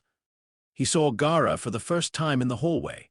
The red-haired sand genin stood with a gourd on his back and no expression on his face. The air around him felt wrong, heavy, dry, lonely in a way that made Naruto's skin prickle. Kurama stirred behind the seal. Naruto froze. Inside him, the fox's voice rumbled like distant thunder. Another cage. Naruto did not know whether the words were meant for him. Gaara's pale eyes turned. For 1 second, the two boys looked at each other. Naruto felt sand, blood, a monster that was not a monster. A child who had never been held safely. Then Kenkuro's voice cut through the moment and it passed. Naruto rubbed his chest. Sakura noticed. "What's wrong?" "Nothing," Naruto said. Sasuke looked toward Gaara, his eyes narrowed. They reached the exam room after the usual hallway trick, after Rock Lee's challenge, after Naruto learned that some genin could move like living green lightning and still have eyebrows that declared war on common sense. Then came the written test. Naruto hated it on sight. Rows of desks. Silent proctors. Papers full of questions that looked less like shinobi knowledge and more like revenge from every teacher he had ever annoyed. He stared at the first question, then the second, then the third. His soul left his body for a moment and returned disappointed. A blue window appeared. Quest generated. Survive the written examination. Objective. Do not be disqualified. Optional objective. Discover the true purpose of the test. Naruto nearly slammed his head into the desk. "Now you help," he whispered. Ibiki Morino's eyes shifted toward him. Naruto sat up straight. The test began. At first, Naruto panicked. Then, slowly, he noticed things, not answers. He still did not know the answers, but he noticed movement. Tiny hand signals, reflections, pencil taps, bugs, eye techniques, threads. Every genin around him was cheating in ways that were almost beautiful. The test was not about knowing. It was about gathering information without being caught. Naruto's pencil hovered. Could he cheat? Maybe. His perception had improved. His clones could gather information, but summoning one in the exam room would be like painting "disqualify me" across his forehead. He glanced at Hinata beside him. She offered her paper gently. Canon Naruto might have taken longer to understand what that kindness meant. This Naruto noticed the tremble in her fingers. She was risking herself for him. He looked away. "No thanks," he whispered. Hinata blinked. Naruto stared at his own blank paper. His stomach twisted. He wanted to pass, but not by making someone else fall with him. The final question came, a choice. Stay and risk losing forever, or leave and try again another year. One by one, teams quit. Naruto's hand shook. Not from fear of the question, from memory. Haku kneeling, Zabuza calling precious things weapons, the system calling him a king, the village calling him a fox. Everyone always had names for what he was supposed to be: failure, weapon, container, tool. Naruto slammed his hand on the desk. "I'm not running away," he shouted. "Even if I stay a genin forever, I'll still become Hokage. You hear me?" The room went silent. Then Ibiki smiled. They passed. Naruto did not understand how until Ibiki explained, and even then he understood only enough to feel proud. The system window flashed. Quest complete. Optional objective complete. Experience gained. Naruto grinned. Then Anko Mitarashi entered through the window like a storm in a trench coat and nearly ruined the moment by being terrifying on purpose. The second exam was the Forest of Death. Naruto liked the name less once he saw the gates. The forest beyond them felt alive in the worst way. Trees rose like towers. Shadows gathered too thick beneath the leaves. Strange animal calls echoed from deeper within, and the air smelled of damp earth, old blood, and things with too many teeth. Each team received a scroll. Earth or heaven. Get the matching scroll, reach the tower, survive 5 days, simple, which meant not simple at all. Before the gates opened, Kakashi found Team 7. He looked at Sakura first, then Sasuke, then Naruto. "Stay together," he said. Sasuke looked mildly offended. Kakashi did not blink. "I mean it. This forest is designed to separate teams. Don't help it." His eyes settled on Naruto, and no unknown risks. Naruto rubbed the back of his head. "Right." Kakashi's stare sharpened. "Naruto." "I said right." He meant it. Again, mostly. The gates opened. Team 7 entered the Forest of Death. For the first hour, everything was movement. Sasuke took point.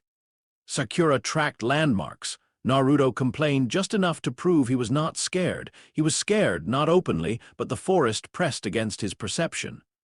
Too many sounds, too many hidden things. Every rustle could be an enemy. Every branch could hold a trap. Then Naruto felt it. A pulse, not chakra, not mana exactly, something older than the little gate near Konoha, something deeper. His shadow stretched the wrong way for half a second. Inside the seal, Kurama lifted his head. Far ahead, hidden beneath layers of trees and killing intent and a disguise made from stolen skin, Orochimaru smiled without knowing why. And deeper still, in a hollow where no exam proctor had placed any threat, a crack of blue-black light opened between two ancient roots. A claw touched the soil of the Forest of Death. Naruto stopped walking. Sasuke glanced back. "What is it?" Naruto stared into the trees. A blue window appeared. Authority resonance detected. Dimensional breach forming warning. Unknown hostile presence entering exam zone.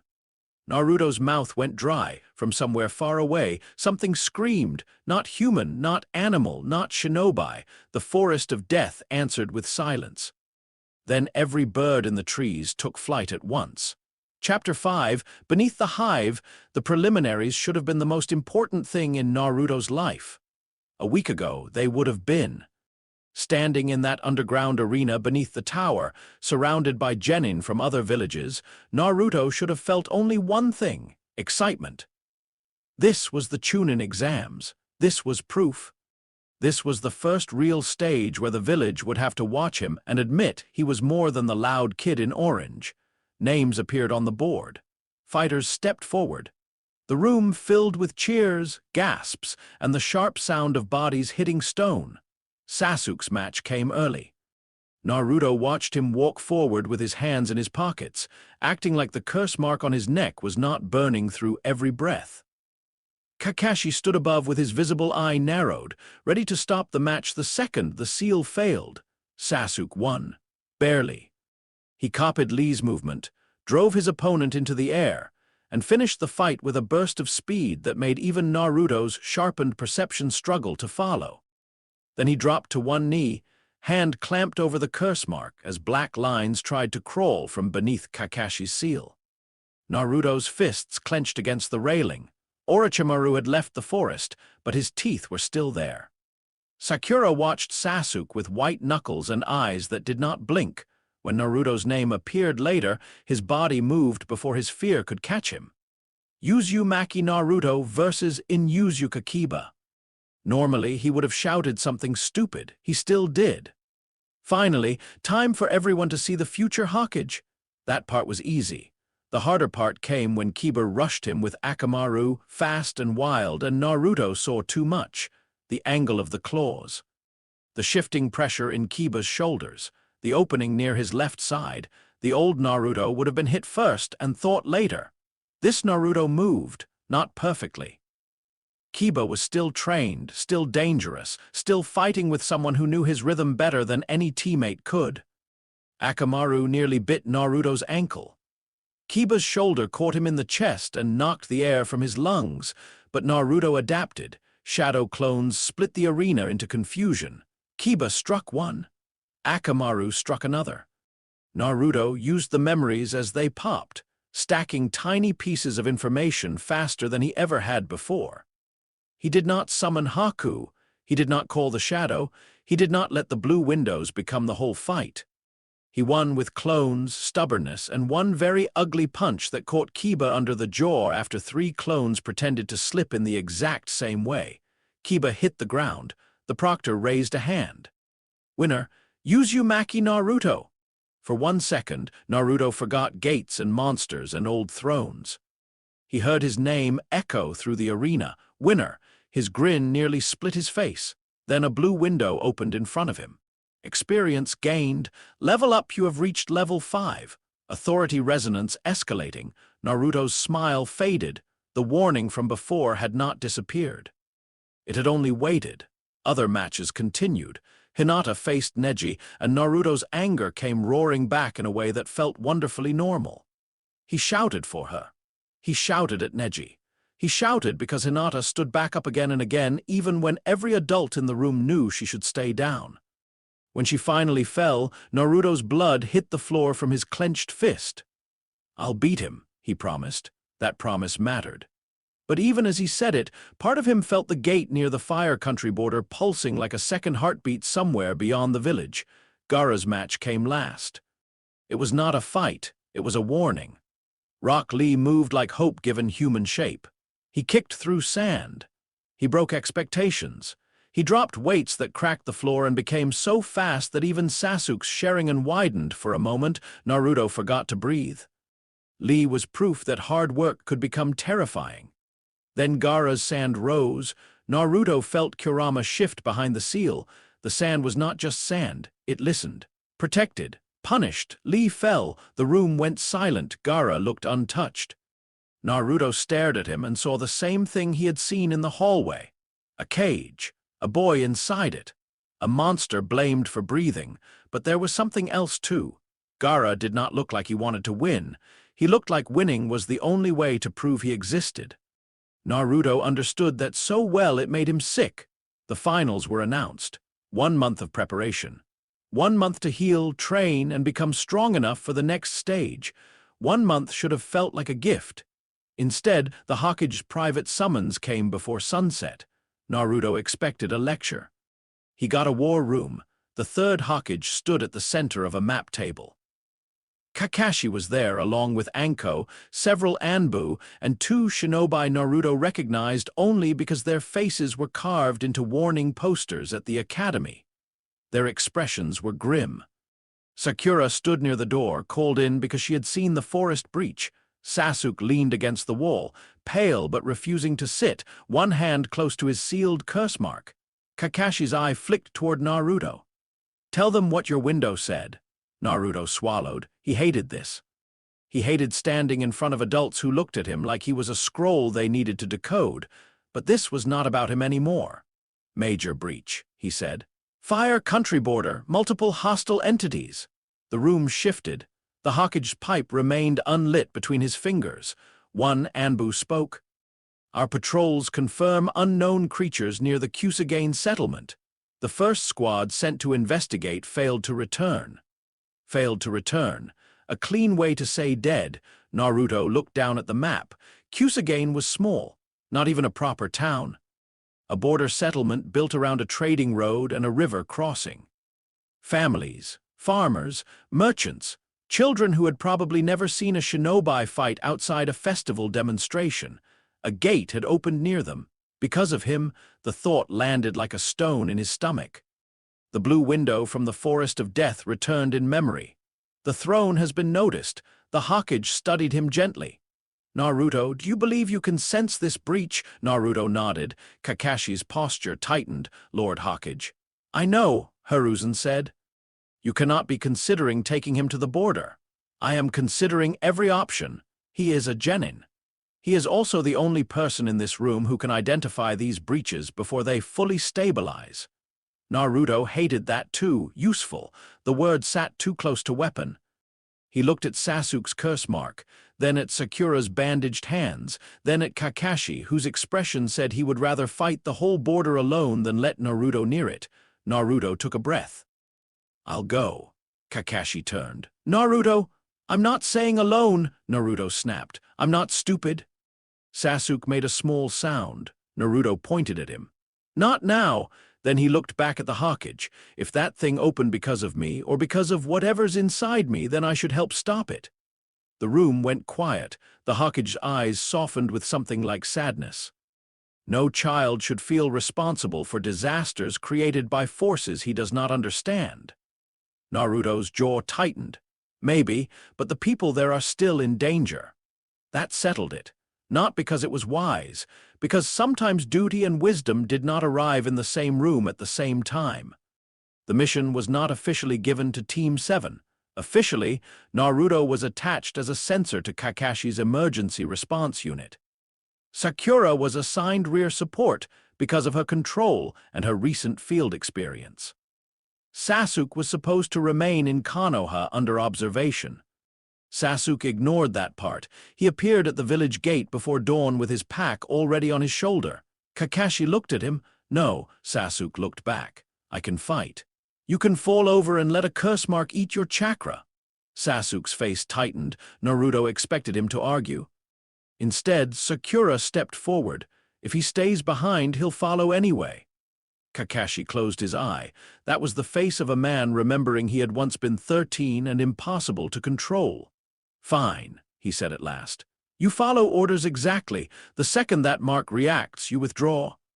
Sasuke gave a small nod. Naruto grinned. Sasuke glanced at him. Don't look so happy.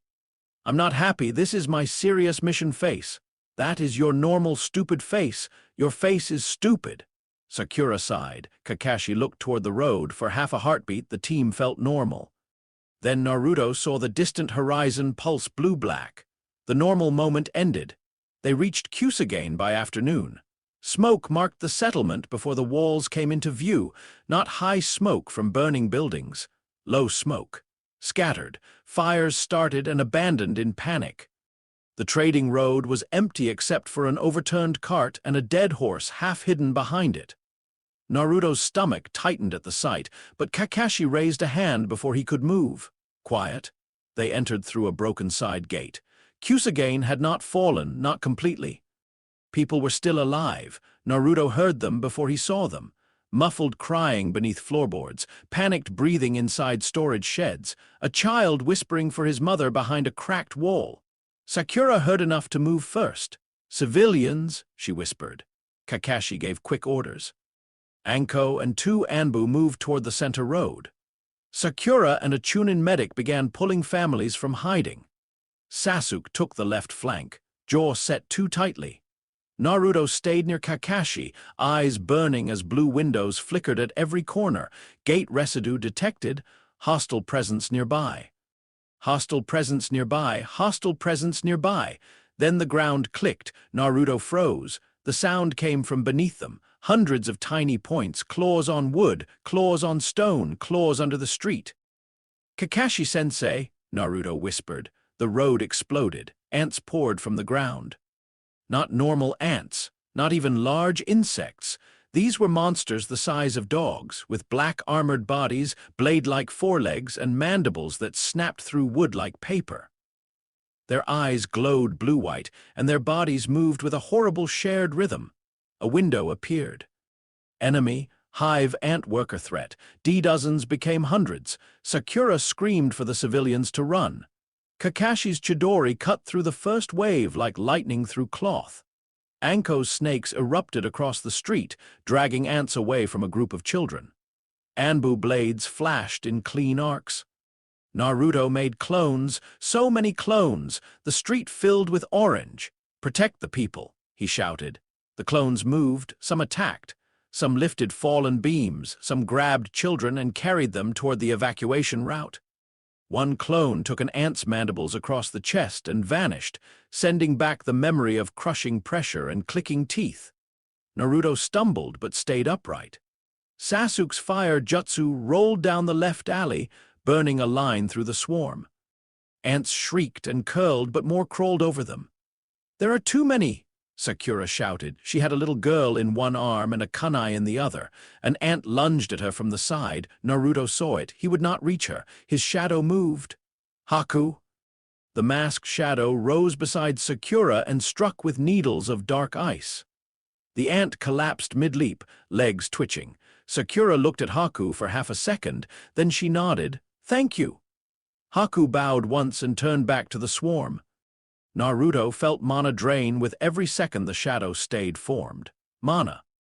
14/18 daily quests and 2 level-ups had raised his reserves. It still did not feel like enough. The battle pushed them street by street. Kyusugane became a maze of screams, orders, fire, and shadows.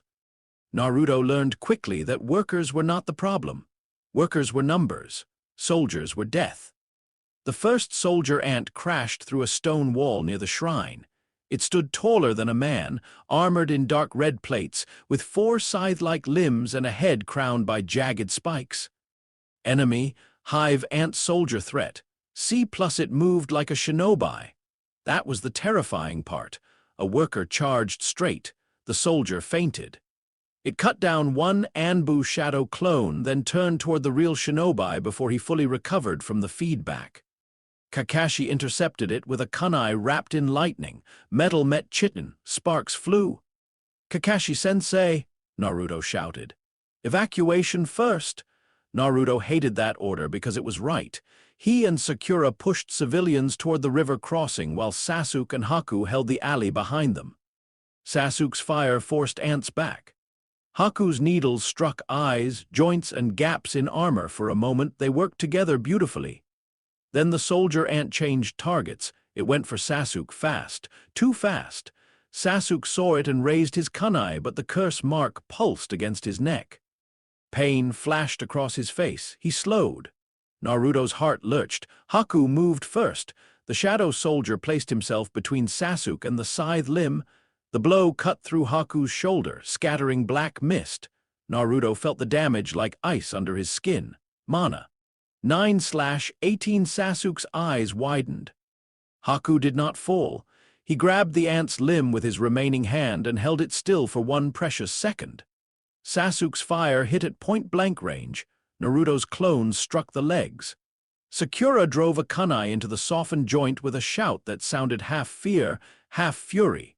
The soldier collapsed. Enemy defeated. Experience gained. Naruto breathed once. Then the mountain screamed. Everyone turned. Beyond the settlement, above the tree line, the gate stood open. It was huge. A wound of blue-black fire carved into the hillside. Around it, the earth had swollen into a mound like a nest. Ants poured from tunnels beneath the gate, not randomly, but in patterns.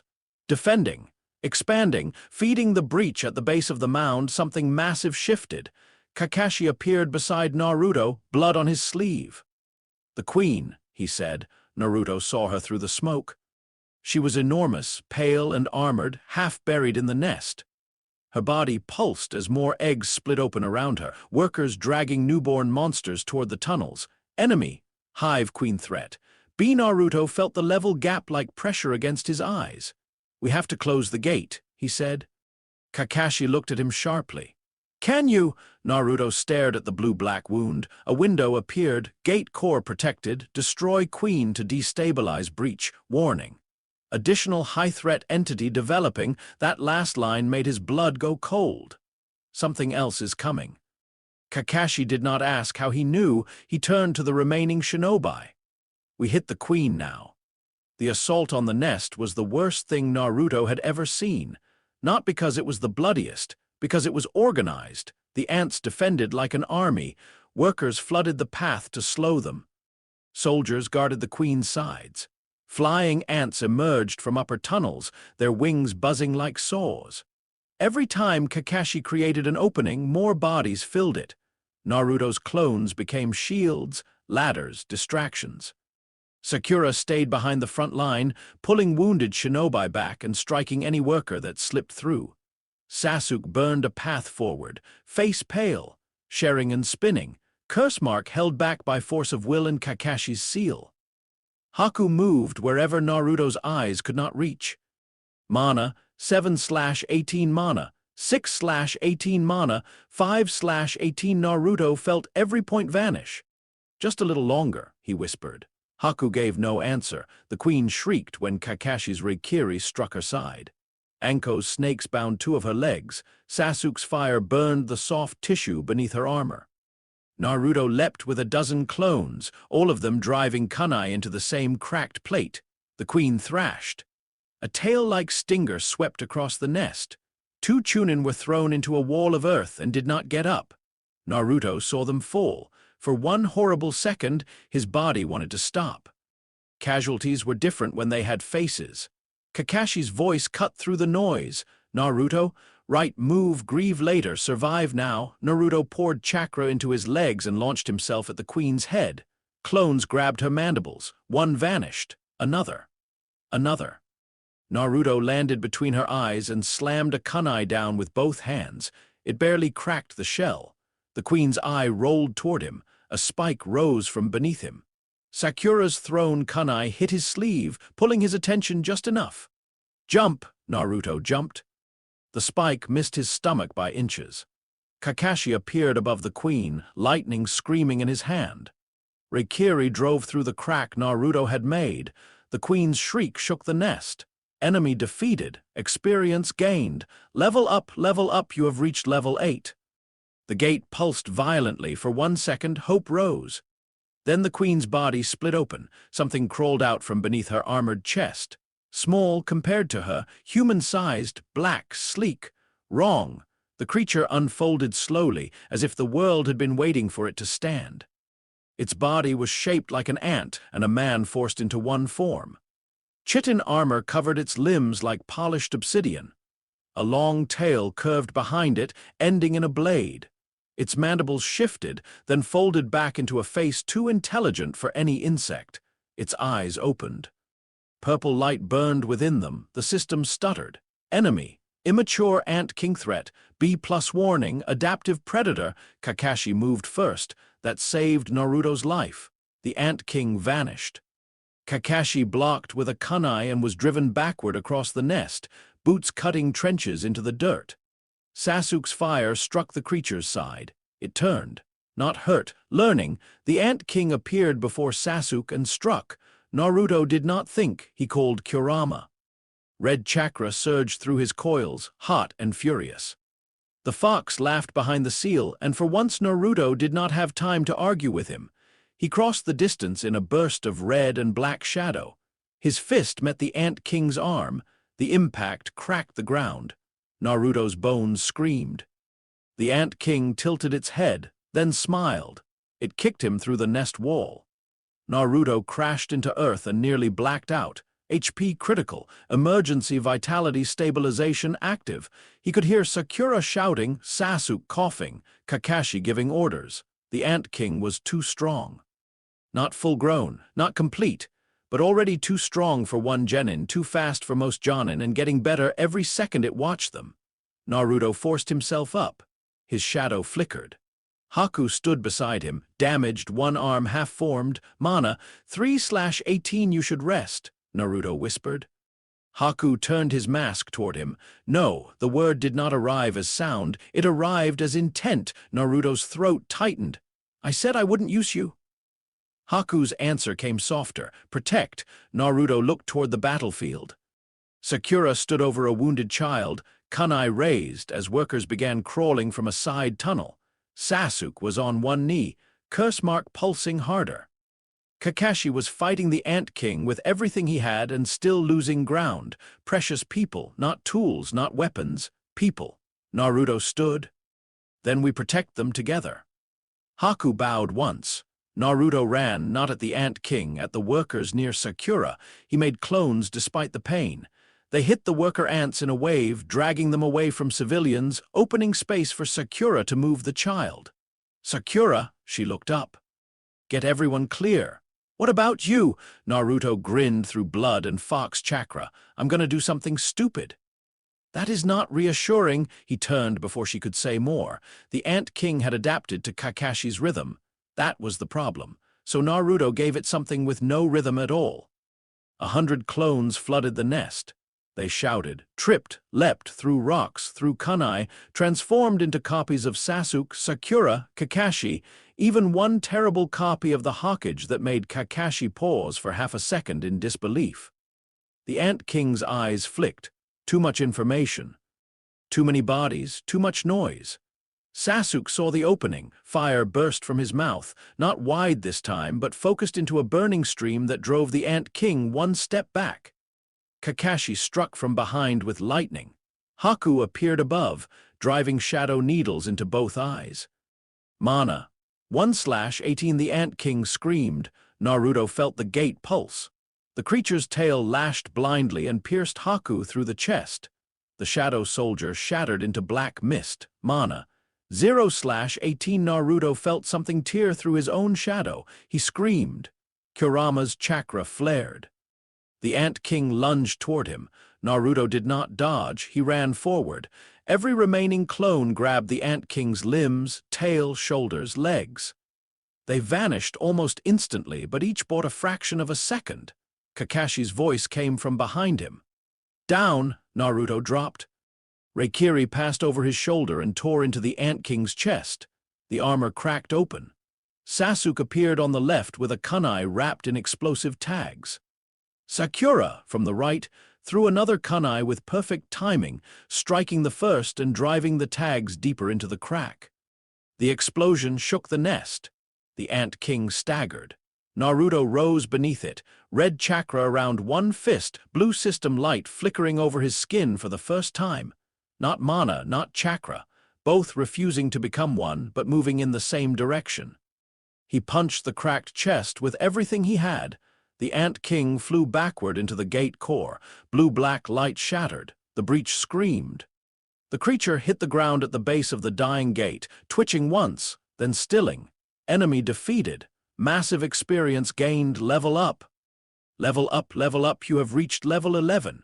Naruto fell to his knees. The gate collapsed in on itself with a sound like glass drowning underwater. For a moment, there was only silence. Then Kyusugane began to cry, not one person, everyone, survivors leaving hiding. Families finding each other. Shinobi counting the living and covering the dead. Sakura sitting in the dirt with her hands shaking, blood and dust on her face, still holding the child she had saved. Sasuke stood nearby, breathing hard, one hand over his curse mark. Kakashi looked at the Ant King's body, so did Naruto. A shadow gathered beneath it, dark. Heavy, waiting, a window appeared, residual soul weight detected, shadow extraction available, Naruto's chest tightened. No, Kakashi heard him. Naruto! The window remained, attempt extraction. Naruto stared at the corpse. This was not Haku. This was not a boy who had died for love. This was a monster born from a gate, a predator that had nearly killed everyone in Kyusugane. So why did he hesitate? Because he remembered Haku kneeling. Because he remembered promising not to use the dead like tools. Because part of him could already feel how strong this shadow would be, and wanting that strength scared him. The system flickered, warning. Residual soul weight will dissipate. Tempt extraction, Naruto whispered. Would it even be him? The Ant King's shadow shifted. No memories came, no snow, no lonely street, only hunger, battle, birth. A command written into its bones, protect the hive, kill threats, grow. Naruto closed his eyes. If I do this, he said quietly, you don't belong to the hive anymore. The darkness deepened. You don't belong to me either. The system did not respond. Naruto opened his eyes. You choose protection. That's the rule. Kakashi watched him carefully. Sasuke's gaze sharpened. Sakura stood frozen near the civilians. Naruto raised one trembling hand. The word rose again, heavier this time. Arise. The shadow moved, then collapsed. Extraction failed. Naruto sucked in a breath. The corpse's shadow thrashed against the ground like something trying to stand while chains held it down. Target soul weight exceeds stable command threshold. Authority incomplete. Naruto's fingers dug into the dirt, of course. Too strong, too soon. The rule held. He could not just take whatever he wanted. The shadow began to fade. Naruto felt a strange panic, not greed, need, not for power, for the people who had died because gates were opening. For the next settlement, for his team, for the enemy coming that made even the system afraid. He leaned forward, voice breaking. I said choose. The darkness stopped fading. Naruto's shadow stretched across the corpse, thin and shaking. Something beneath his soul stirred, not fully awake. Not speaking, but present. The system flashed red. Emergency command authority recognized. Temporary inheritance pathway opened. Second attempt available. Naruto did not understand the words. He understood the chance. He slammed his palm to the ground. Arise. The nest went black. Every torch flickered. Every shadow in Kyusugane leaned toward Naruto for one breath. The Ant King's shadow rose. It did not rise like Haku. Haku had unfolded like sorrow given shape. This erupted. Black armor formed first, sharper and darker than the living chitin. Wings of shadow snapped open behind it. A bladed tail curled low. Purple light burned in its eyes, then softened into a colder blue as the system's mark took hold. The new shadow knelt, not gently like a blade driven into earth. A voice entered Naruto's mind, hungry, sharp, new, my king. Naruto swallowed. Again with that, the window appeared. Extraction successful. Shadow soldier acquired. Name required. Rank. Night level synchronization limited. Warning. Soldier growth potential extremely high. Naruto stared at the kneeling shadow. It was terrifying. Even reduced, even bound, even newly formed, it made every instinct in the clearing scream danger. Kakashi's hand hovered near his kunai. Sasuke did not look away. Sakura looked afraid, but she also looked at Naruto, not the shadow. Naruto breathed out slowly. A name came to him. He did not know from where, maybe from the system, maybe from the throne. Maybe from a life he could not remember, where a shadow with wings and claws had once stood beside a different man at the end of a different war. Baru, Naruto said. The shadow bowed deeper, name registered. Baru has joined your shadow army, shadow army. The words made Naruto cold. Army meant war, army meant orders. Army meant people becoming weapons. He looked at Baru, then at Haku's empty place in his shadow, then at the survivors of Kyusugane. No killing unless I say, Naruto said. Protect people first. Team 7 first. Civilians before enemies. Understand? Baru's eyes burned. For one frightening second, Naruto felt the soldier's hunger push against the command. Then it lowered its head. Yes, my king. Naruto pointed at him, too tired to shout. And stop calling me that. Baru did not answer. That felt like an argument postponed. Naruto dismissed him before his empty mana reserves could punish him for keeping a monster manifested. Baru folded into his shadow. The weight of it nearly dropped Naruto unconscious. Kakashi caught him by the back of his vest. I told you? Kakashi said quietly, unknown risks. Naruto gave him a weak thumbs up. Supervised unknown risks. Kakashi stared. Sakura started laughing. It came out shaky and exhausted and dangerously close to tears. Sasuke looked away, but not before Naruto saw the expression on his face, threatened. Confused, alive. That was enough for now. They returned to Konoha at nightfall with wounded shinobi, rescued civilians, and reports no one would believe unless they had seen the broken nest themselves. The third Hokage listened in silence. Kakashi gave the official version.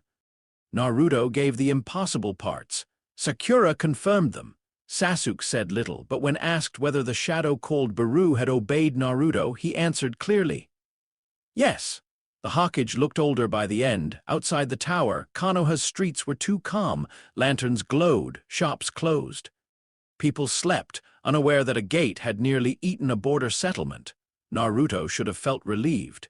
Instead, the system opened one final window. Authority resonance spike recorded. Multiple hostile factions alerted. Warning. Coordinated attack probability rising. Naruto stared at it. Then the village alarms began, not one bell, all of them. Red flares shot into the sky above Konoha's walls. Anbu crossed rooftops like shadows. The Hokage's face hardened.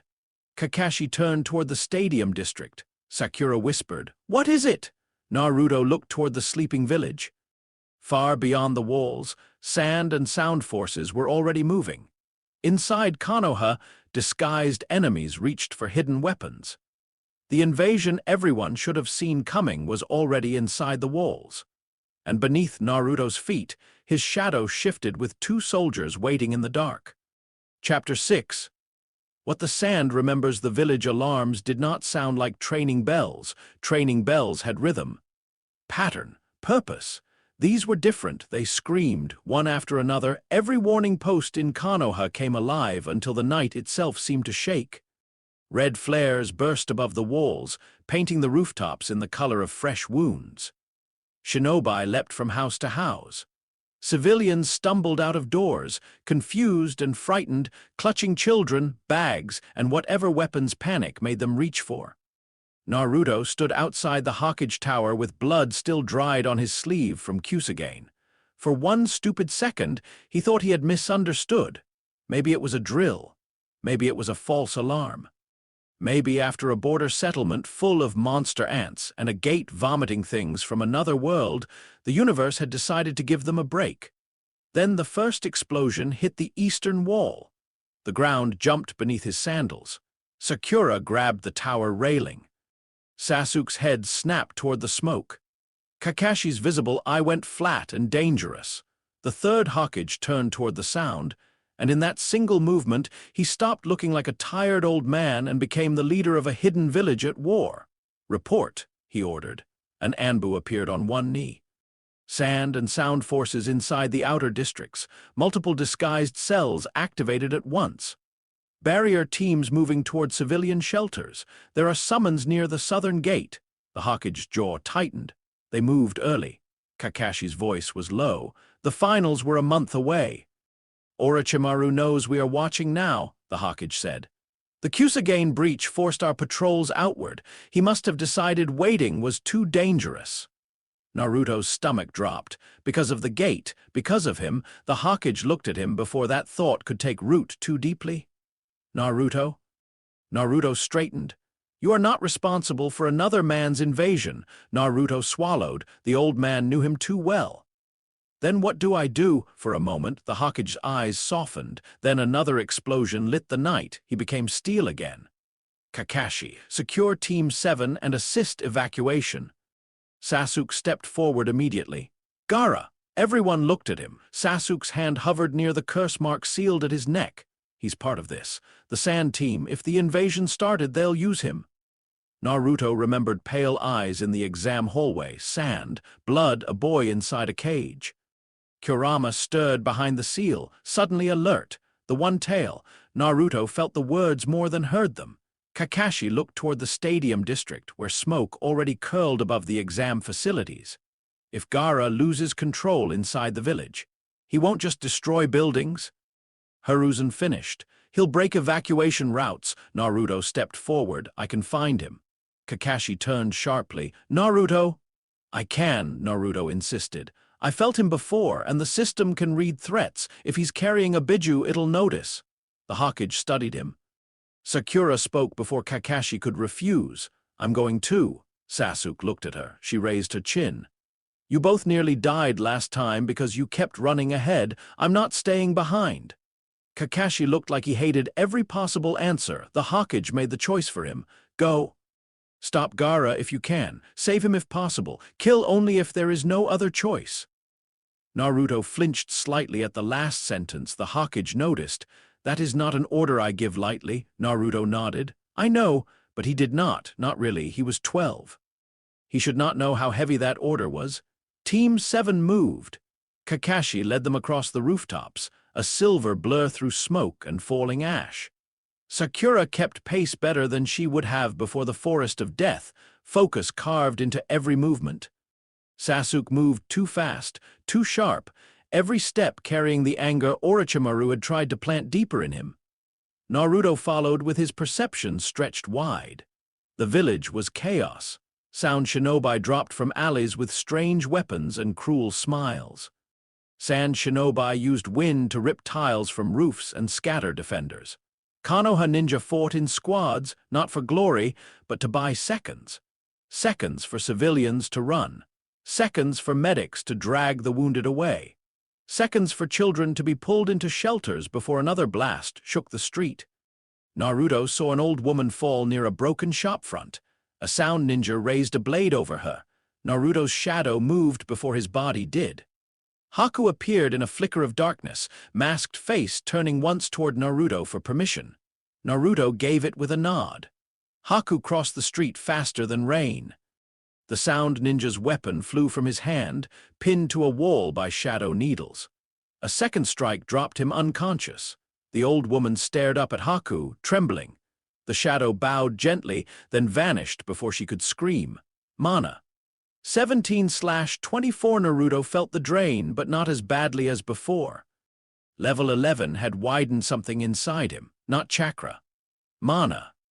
The cold reservoir beneath his ribs where his shadows waited. Baru was there too, he could feel him, not like Haku. Haku waited quietly, almost sadly, like snowfall behind a closed door. Baru paced.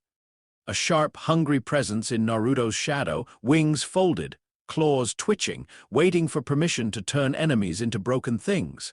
My king. Naruto's jaw tightened. Not now. The presence stilled, barely.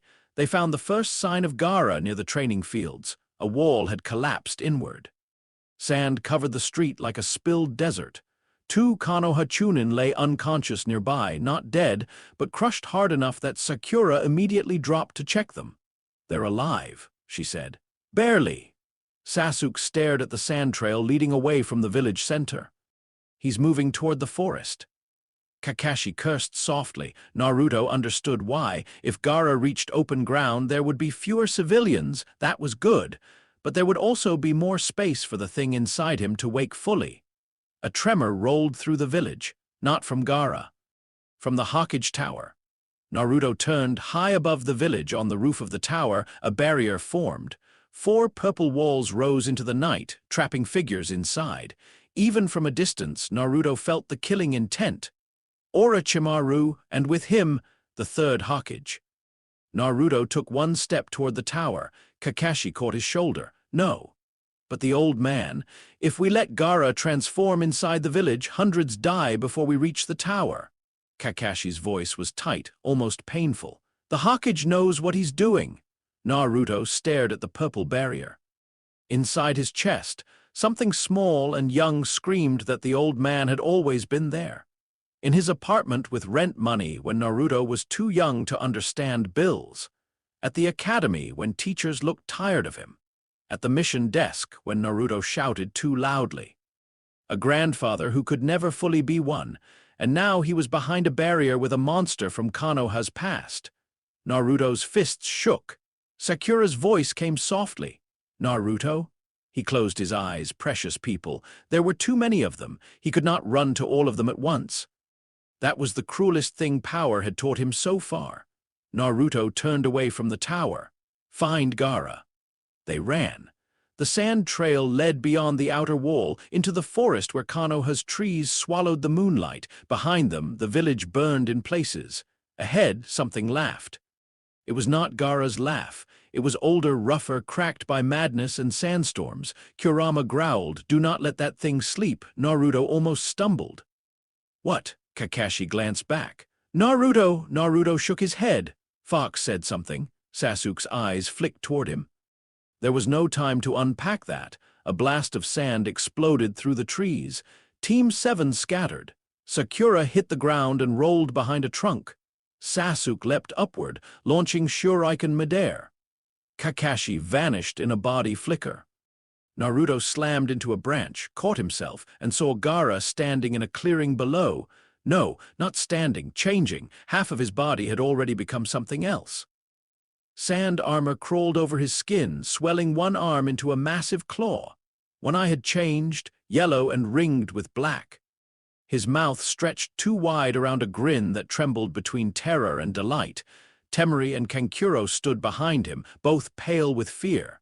That told Naruto more than any warning. Even his own team was afraid of him. Sasuke landed first. "Gaara!" Gaara's head tilted. His human eye focused on Sasuke. Then Naruto. The grin widened.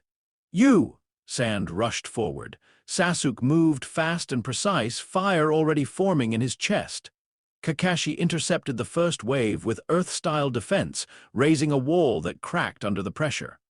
Sand curled around the sides like living fingers. Naruto made clones. They burst across the clearing, trying to split Gaara's focus. The sand crushed them, not hit, crushed. Memories of pressure and darkness snapped back into Naruto's skull. He staggered but kept moving, warning. "Enemy, Gaara/Shukaku vessel threat estimate unstable, shadow extraction impossible. Target contains Biju-class chakra construct." The system did not even offer the option. Naruto almost laughed. Of course not. No easy answer, no arise. No new soldier kneeling at his feet. Just a boy drowning inside a monster, and a monster trying to prove it had never been a boy. Sasuke's fire struck Gaara's sand arm. Steam and glassy fragments burst outward. Gaara screamed, not in pain, in excitement. "Yes," he hissed. "More, show me I exist." Sasuke froze for half a heartbeat. Naruto heard it. "Show me I exist." He knew that hunger, different shape, same wound. "Sasuke, don't push him like that." Sasuke glared. "He's trying to kill us." "I know." "That usually means fighting back." Sand erupted beneath Sasuke. Naruto shoved him aside with a clone-assisted tackle. The sand spear missed his chest and tore through his sleeve instead. Sasuke hit the ground hard. The curse mark pulsed. Black lines crawled from beneath the seal. Sakura shouted, "Sasuke-kun!" Kakashi appeared beside Sasuke, one hand already forming a suppression seal. "Control it," Kakashi ordered. Sasuke's teeth clenched. Gaara watched, fascinated. "You have something inside you too." Sasuke's eyes sharpened with hate. Naruto stepped between them. "Don't talk to him." Gaara's human eye moved to Naruto. "And you," he whispered. "You smell like him." Naruto knew who he meant. Kurama's chakra stirred behind the seal. Gaara's transformed arm twitched. "One Tail," Kurama rumbled inside Naruto. "Still hiding behind sand and bad sleep." The sand around Gaara rose violently. Gaara screamed, clutching his head with his human hand. "Don't speak like you know me." "I didn't." Naruto shouted, but maybe something inside him had. Gaara's body expanded. The sand arm grew larger. A tail formed behind him, dragging through the dirt. The clearing filled with pressure so thick Sakura had to brace herself against a tree. Kakashi's voice cut through the chaos. "We need to force him unconscious before full transformation." Naruto knew that was the shinobi answer. Disable the vessel, stop the beast, save the village. It was probably correct. It also felt wrong. Because Gaara was looking at them with one human eye that hated the world for never letting him sleep. Naruto's shadow twisted.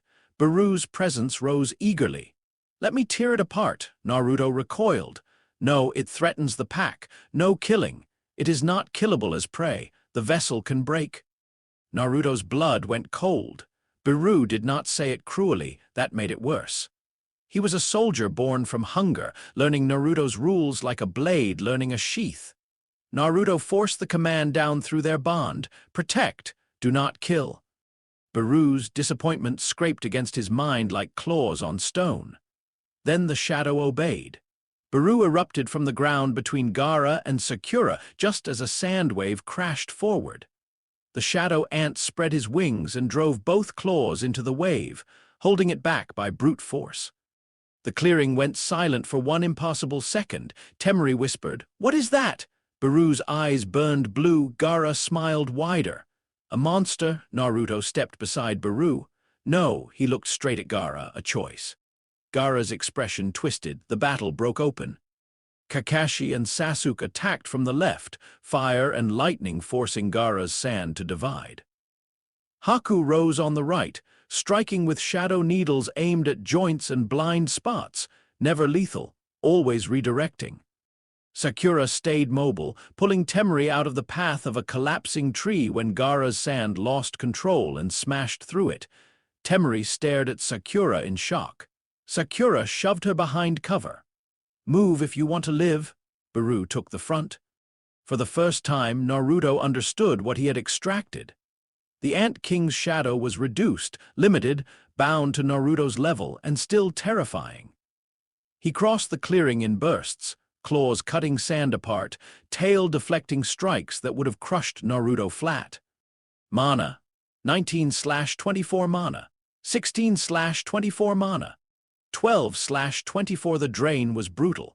Keeping Baru manifested felt like holding a door open against a storm. Gaara's sand adapted too. It began targeting Naruto instead of Baru, curling under roots, bursting from unexpected angles. Naruto dodged what he could. Clones took the rest. Haku blocked one spear meant for his back and shattered down one arm again. Naruto felt it. He hated feeling it. Haku, back. Haku dissolved instantly. Mana. 9/24. Baru remained. Gaara laughed, higher now, less human. "Why do they obey you?" Naruto ducked a sand blade. "Because I asked." Baru's head turned slightly. Even in the middle of battle, Naruto felt judged. "Fine. Because I ordered, but I asked first," Gaara screamed. Sand exploded outward. The half-transformation became almost complete. A massive tanuki-shaped body began forming around him, huge and unstable, its markings twisting across sand flesh. Trees snapped beneath its growth. Sakura fell backward from the pressure. Sasuke tried to move and dropped to one knee, curse mark flaring. Kakashi appeared beside him again, but even he looked strained. The creature's head rose above the trees. One enormous eye opened. Shukaku laughed. The sound rolled through the forest and into Naruto's bones. Finally! Air, blood, noise! Kurama slammed against his seal from within. Naruto doubled over, clutching his stomach. The fox's rage filled him like fire under skin. "Do not lose to that raccoon," Kurama snarled. "Not helpful," Naruto shouted. Shukaku's eye focused on him, then it narrowed. Ninetales. The word was not spoken to Naruto, it was spoken through him. For the first time, Naruto felt what it meant to be recognized by something ancient, not seen as Naruto, seen as a cage with another beast inside. He hated it. Shukaku raised one massive arm. Kakashi shouted something. Baru moved to intercept. Too slow. The sand arm came down. Naruto summoned every clone he could. They stacked beneath the strike, hundreds of bodies pushing upward for one heartbeat before bursting apart. The impact still drove Naruto into the ground hard enough to crack earth beneath him. HP critical. Warning. Mana depletion imminent. Baru grabbed Shukaku's arm, claws digging into sand. Mana. 5/24. Naruto felt his vision blur. If Baru stayed out much longer, Naruto would crash. If he dismissed him, Shukaku would crush them. There was no good choice.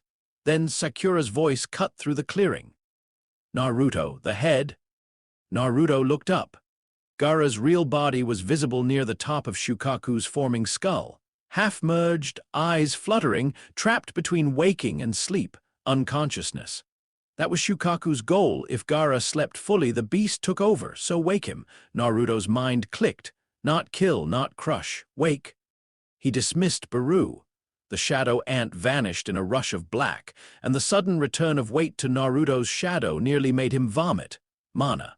2/24. Shukaku's arm came free. Naruto made one final wave of clones, not to attack, to throw him. Dozens of clones grabbed him, launched him upward from branch to branch, then from one another's shoulders.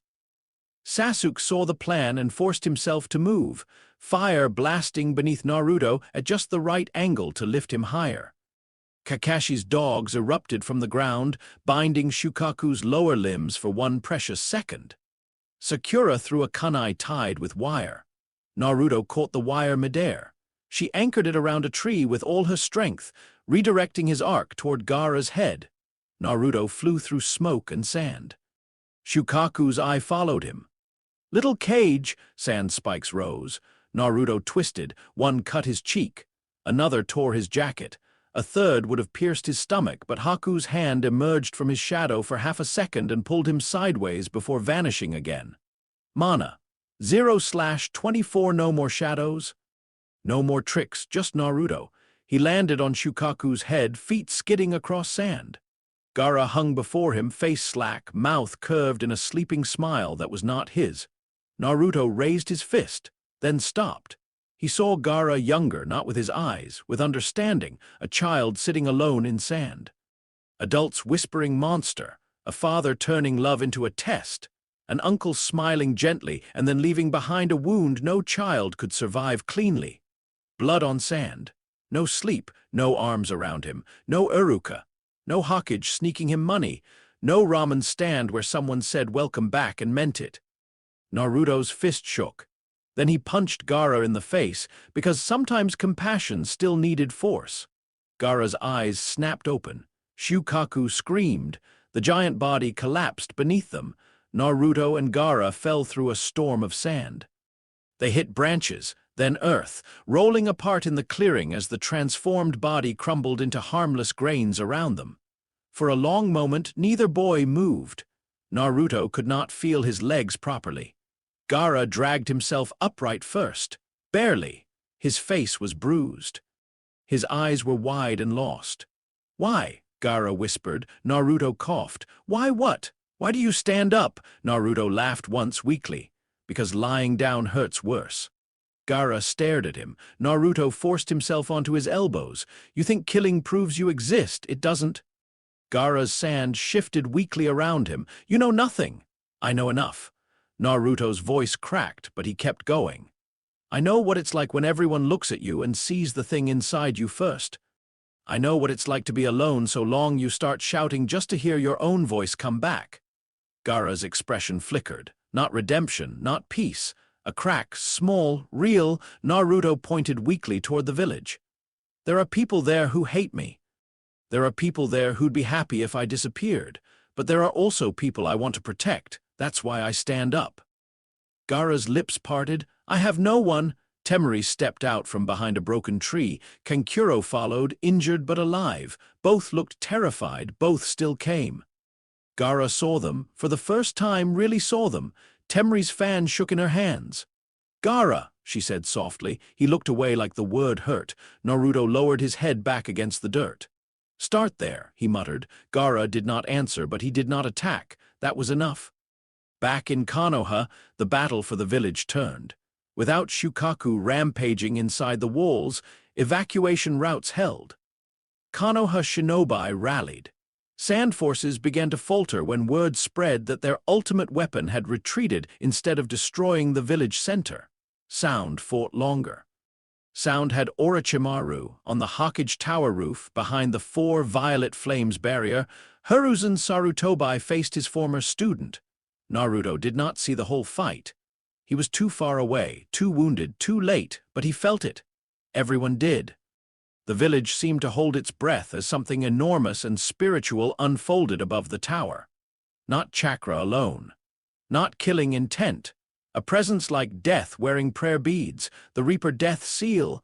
Even Naruto, who did not know the jutsu, felt his stomach twist. Kakashi reached the edge of the barrier too late to break it.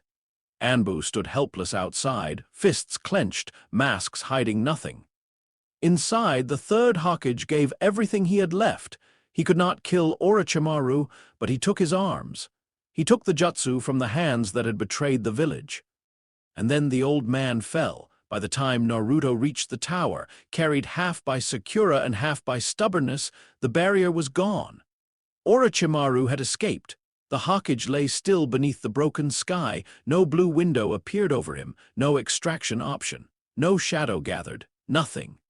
Just an old man who had protected the village until his body had no more protection left to give. Naruto stopped walking. Sakura covered her mouth. Sasuke stood silent, one hand near his curse mark, face unreadable. Kakashi bowed his head. Naruto waited for the system. Some stupid part of him expected it to offer something. A quest, a reward, a notice, a way to fix this. Nothing came. Death, real death, remained beyond the reach of his glowing windows. The third Hokage was gone. Naruto's knees hit the rooftop. He did not scream. That surprised him. The grief was too heavy for screaming. He looked at the old man's face and remembered a pipe, a hat too large with meaning, and a gentle voice saying, "Naruto, you did well." Rain began to fall again, not like waves, softer, almost respectful. Inside his shadow, Haku and Baru remained silent. Inside his seal, Kurama said nothing. For once, even the fox understood that hatred would be too loud. The funeral came under gray skies. The village gathered in black. Naruto stood between Team 7, hands clenched at his sides, listening to words about sacrifice and duty and the will of fire.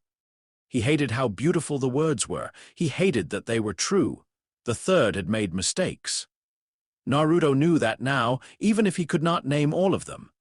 The village had hurt him while the Hokage watched and tried, never enough, but not never at all. People were complicated. Dead people did not become simple just because everyone cried over them. That lesson felt too old for his body. Sasuke stood quietly beside him. Sakura wiped her eyes more than once. Kakashi stared at the memorial stone like it had asked him a question he still could not answer. Far from the crowd, Gaara watched from beneath a hood. Temari and Kankuro stood with him. He did not approach. Naruto saw him anyway. Gaara's eyes met his, no smile, no apology, but something in his face had changed. A seed buried in sand, not grown, not safe, but no longer dead. That evening, Naruto returned to his apartment and did not turn on the lights. He sat on the floor, back against his bed, and stared at the shadows gathering in the corners. "Status," he whispered. The window opened. "Status name, Uzumaki Naruto title. Locked level, 13 SDR, 20 VIT, 22 AGI, 21 INT, 10 per, 17 unassigned points, 6 notice. Authority resonance unstable." Naruto stared at the numbers. He was stronger. He had leveled up. He had survived. The old man was still dead. "What's the point?" he whispered. For once, the system answered. "Insufficient data." Naruto laughed. It broke halfway through. He pressed the heels of his hands against his eyes. "I hate you." The window faded. Silence filled the room. Then a voice spoke inside his mind. Not Kurama, not Haku, not Baru, not the system. It was vast and distant, like sunlight reflected off metal too far away to touch. Child of the sleeping throne. Naruto froze. Kurama rose behind the seal with a snarl. The voice continued, "The authority you carry has been felt beyond this world. The breach at your border was only the first answer." Naruto's mouth went dry. "Who are you?" A pause. When the voice returned, it carried neither warmth nor cruelty. "A watcher, a ruler. One of those who remember Ashbourne." The name struck something deep beneath Naruto's soul. Ashbourne. For a heartbeat, he saw a throne, black stone. Endless soldiers kneeling. A man with tired eyes standing before gods and asking not for power, but for the dead to live again. Then it was gone. Naruto gasped. The ruler's voice sharpened. "Something has felt the throne stirring. Not a beast of chakra. Not a shinobi. A fragment of destruction drawn by your growth." Naruto pushed himself to his feet. "What does that mean?" "It means the next enemy will not come to test you." The room darkened. Naruto's shadow stretched across the floor. The voice became a warning carved into light. "It will come to erase you." Outside Konoha, beyond the forests and borders and broken gates, the air split open with red fire. Something looked through. Something ancient, something hungry. And for the first time since the old king died in a warm house, the name Ashbourne was spoken by an enemy that remembered exactly what it hated. Chapter 7. The empty throne. Konoha did not become quiet after the invasion. That was what Naruto had expected in some childish corner of himself. He thought grief would make the village silent. He thought people would lower their voices, walk slowly, and let the dead rest beneath a blanket of stillness. Instead, the village became louder. Hammers struck wood from sunrise until long after dark. Medics called for bandages, stretchers, water, more hands. Shinobi barked orders from rooftops. Civilians argued over missing supplies. Children cried in shelter lines while parents tried to smile like the sky had not nearly fallen on them. The dead were mourned. The living still needed roofs. That was the first lesson Konoha taught Naruto after the third Hokage's funeral. Life did not pause because someone precious was gone. It simply became heavier to carry. Naruto carried lumber until his shoulders ached. Then the system completed his daily quest and healed the ache away, which somehow made him angrier. He helped patch a roof over an old couple shop, ran messages between medic stations, carried food crates, and used shadow clones until Uruka threatened to tie him to a chair if he did not stop pretending exhaustion was a personality trait. People still stared at him. But not all of them looked the same. Some stared because they remembered the boy with fox chakra standing between them and sand invaders. Some stared because rumors had spread of black soldiers rising from his shadow at the border. Some stared because he was still Naruto Uzumaki, and old fear did not die just because new fear arrived. One little boy waved at him from behind his mother's skirt. Naruto waved back so hard he nearly dropped a stack of boards. That one wave carried him through the rest of the afternoon. But at night, when his apartment went dark, the village noise could not follow him inside. Only the system did. Daily quest complete, rewards available. Naruto ignored it. The reward window hovered politely. He rolled onto his side. The window moved with him. Naruto pulled a pillow over his face. The blue light shone through the fabric. I said no. Rewards available. You don't get to act normal after telling me something is coming to erase me. The window did not respond. Naruto shoved the pillow away and sat up. His room was dim, lit only by moonlight and the cold glow of the system. His shadow stretched across the floor in two layers. One was his own. The other seemed deeper, wider, full of shapes waiting beneath still water. Haku waited there. Baru waited too. Naruto could feel them even when they were not visible. That was new. At first, after Wave, Haku had felt like a presence behind a closed door. After Kyusugane, Baru had felt like a monster pacing in a cage. Since the invasion, since the ruler's voice had spoken the name Ashbourne into his mind, both shadows had become clearer, not louder, clearer. Haku's silence had texture now. Snow, regret. Devotion given gently. Baru's hunger had edges, protection, violence. A need for command sharp enough to cut him if Naruto did not hold the bond firmly. Naruto did not know whether that meant he was getting stronger or whether the throne beneath his soul was waking up. He was not sure which answer scared him more. Status, he muttered. The window changed. Status name, Uzumaki Naruto title. Locked, level 15 SDR, 23 VIT, 25 AGI, 24 INT, 11 per 19 unassigned points, 9 notice, authority resonance unstable. The numbers had risen after the invasion cleanup. Not from killing. From completed quests, training, and whatever experience, the system counted when Naruto protected people during battle, level 15. That number felt important. The system agreed. A new window opened, threshold reached. Class-up trial available. Naruto froze. The words sat there, calm and simple. Class-up trial. His mouth went dry. The ruler's warning returned like cold fingers down his spine. Something has felt the throne stirring. The next enemy will not come to test you. It will come to erase you. Naruto looked toward the door. Kakashi had said no unknown risks. Kakashi had said to tell him when strange things happened. Kakashi had also been sent on constant patrol since the invasion because Konoha had too few elite shinobi, too many broken walls, and no Hokage. Sasuke was under medical watch again because the curse mark had reacted during the invasion. Sakura was working with the medics. So often Naruto barely saw her except when she threw ration bars at his head and told him to eat. Everyone was busy surviving. Naruto stared at the trial window. What happens if I say no? For once, the system answered directly, trial may be delayed. A breath left him. Then another line appeared, warning, authority instability will continue, of course. Naruto rubbed his hands over his face. You are the worst glowing box in the world. No response. He stood, paced once across the room, then stopped. This was exactly the kind of thing he was supposed to report. He imagined telling Kakashi.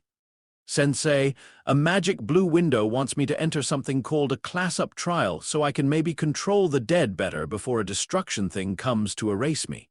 Kakashi would stare, then probably tie him to a hospital bed. Naruto looked at his shadow. Haku! The shadow rose gently. Haku appeared kneeling, mask lowered, body fully repaired since the battle with Shukaku. The blue lines across his mask glowed softly in the dark room. Naruto sighed. I told you not to kneel. Haku stood. Naruto hesitated. Do you think I should do it? A strange question to ask a shadow. But Haku had once been a boy who knew too much about being used by power. If anyone inside Naruto's shadow understood the danger of accepting a role just because someone offered it, it was him. Haku did not speak aloud. He placed one hand over his chest and bowed his head. Images touched Naruto's mind. The bridge, Zabuza's hand against his sleeve, Naruto's voice saying, "You don't have to kneel." Then another image, Konoha burning, Sakura in front of civilians, Sasuke with black marks crawling up his neck. The third Hokage's body beneath rain, protect. Naruto closed his eyes. That's not fair. Haku's answer came soft, choice. Naruto opened his eyes, right. That was the difference. Tools did not choose. Weapons did not choose. He could. He took a deep breath and looked at the window. Start trial. The room vanished. Naruto fell through darkness. Not like sleep, not like the gate. This was sharper, cleaner, as if the world had been cut away and replaced by an idea of a place. His feet hit stone. The sound echoed. Naruto straightened slowly. He stood in a hall larger than any building he had ever seen. Pillars rose into a ceiling hidden by darkness. Black stone stretched in every direction, polished enough to reflect faint blue flames burning in braziers along the walls. At the far end of the hall sat a throne. Empty, not dusty, not abandoned, waiting. Naruto's breath caught. He had seen it once before. In the flash, the ruler's voice had forced into him. Black stone. Endless silence. A shape of power so old it made the Hokage Tower feel like a child's toy. His shadow did not move. Naruto looked down. It was empty. Haku. No answer. Baru. Nothing. A window appeared. Class-up trial. The empty throne objective. Reach the throne. Restriction. Shadow summon sealed. Restriction. External chakra interference limited. Condition. The vessel must stand by his own will. Naruto swallowed. No shadows, of course. The hall answered with metal, a step, then another. From between two pillars ahead, a knight emerged, tall, armored in deep red and black. A long plume flowed from his helmet like a trail of blood in water. His sword was nearly as tall as Naruto, broad and dark, held with effortless grace. Naruto knew him before the system spoke, not by memory. By weight, this was not a crawler, not a goblin, not an ant. This was a guardian, trial guardian. Igris threat estimate. Fatal under current conditions. Naruto stared. Fatal. Igris lifted his sword. The window faded. Apparently that was all the warning he was getting. Naruto barely dodged the first strike. The sword hit the stone where he had stood and cracked it from wall to wall. Naruto rolled, came up with a kunai in each hand, and immediately had to jump again as Igris's second strike swept low enough to take his legs off. Fast. Too fast. Not Orochimaru fast, but clean in a way that was almost worse. Orochimaru had moved like a snake playing with prey.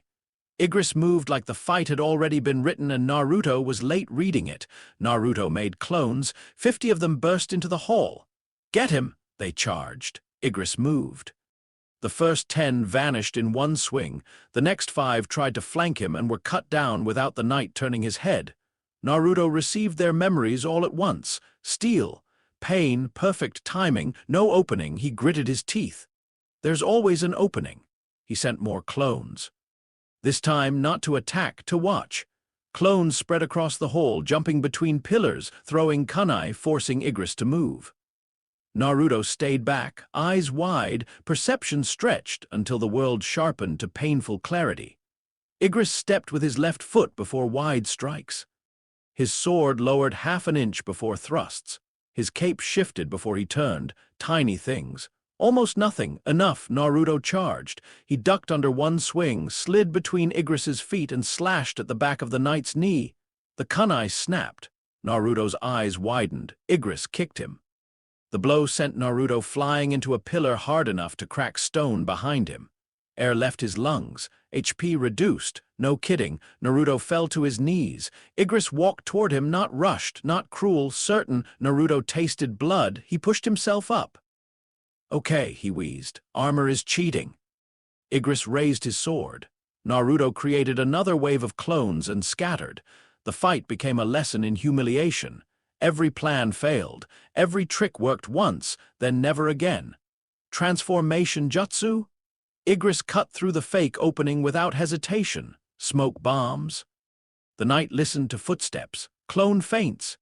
He learned which Naruto was real by the weight of his breath. Naruto tried using Kurama's chakra. Red power surged behind the seal, then hit a wall. External chakra interference limited. Kurama snarled inside him, furious. "Useless fox." Naruto muttered. The seal shook with offended rage. But without Kurama, without Haku, without Baru, without Kakashi, Sakura, Sasuke, or anyone else to pull him back from the edge, Naruto had only himself, his chakra, his clones, his stubbornness. And the system, which was extremely good at telling him he was in danger after danger had already arrived. Igris's sword cut across his side, not deep enough to kill, deep enough to teach. Naruto stumbled. The knight struck again. Naruto blocked with both kunai, both broke. The impact drove him to one knee for a moment. Igris loomed above him like the answer to every fear he had tried not to name. "You are too weak. You are too young. You are only alive because stronger things keep choosing not to finish you." The sword rose. Naruto saw the empty throne behind Igris. Waiting. A voice whispered through the hall, not the system, not Kurama, not the ruler, something older. "Sit." Naruto froze, the word echoed through his bones. "Sit, and they will kneel." The hall changed. For one heartbeat, Naruto saw himself on the throne. Older, colder. A shadow army stretched before him farther than the eye could follow. Haku knelt at the front, Baru behind him, Igris at his side. Then more, thousands, millions. Every enemy defeated, every dead warrior raised. Every person who had ever hurt Konoha forced to bow. No one whispered about him. No one looked away. No one called him demon. They all knelt. The vision pressed against the lonely place inside him with terrifying gentleness. Is this not what you wanted? Acknowledgement, power, a world that could never ignore him again? Naruto's hands shook. Igris's sword remained above him, frozen mid-strike, as if the trial itself waited for his answer. Naruto looked at the kneeling army. Then he saw Haku's body on the bridge, not the shadow, the boy, pale in the rain. He saw Zabuza admitting too late that precious things should not be made into weapons. He saw Sasuke with Orochimaru's teeth in his neck. He saw Gaara asking why he stood up. He saw the third Hokage lying still while no window offered to bring him back. Naruto lowered his head. "I did want that." He whispered. The hall listened. "I wanted everyone to look at me. I wanted them to say my name and know I mattered." The throne pulsed. Naruto's fingers curled against the stone. But not like this. The vision flickered. Naruto forced himself to stand beneath Igris's raised blade. "I don't want people kneeling because they're scared." The army began to blur. "I don't want the dead standing because I'm lonely." Haku's shadow appeared in the vision, kneeling. Naruto shook his head. No, his voice grew stronger. "I don't want a throne if sitting on it means everyone becomes a tool." The empty throne darkened. "Then what are you?" Naruto looked up at Igris. The knight waited. Naruto smiled through blood. "I'm Uzumaki Naruto." The hall trembled. "I'm going to be Hokage." The vision shattered. Igris's sword came down. Naruto moved, not faster because of a new stat, not stronger because of a hidden reward. He moved because he had finally stopped looking at the throne. Igris had been guarding it. Every attack, every step, every angle had one purpose: keep Naruto from reaching the throne. So Naruto stopped trying to get past him. He attacked the purpose. Clones exploded across the hall again, but this time they did not rush Igris. They rushed the throne. Igris reacted instantly. His sword swept through them, cutting down dozens before they crossed half the distance. Naruto watched. There, when the throne was threatened, Igris's left side opened. Not much.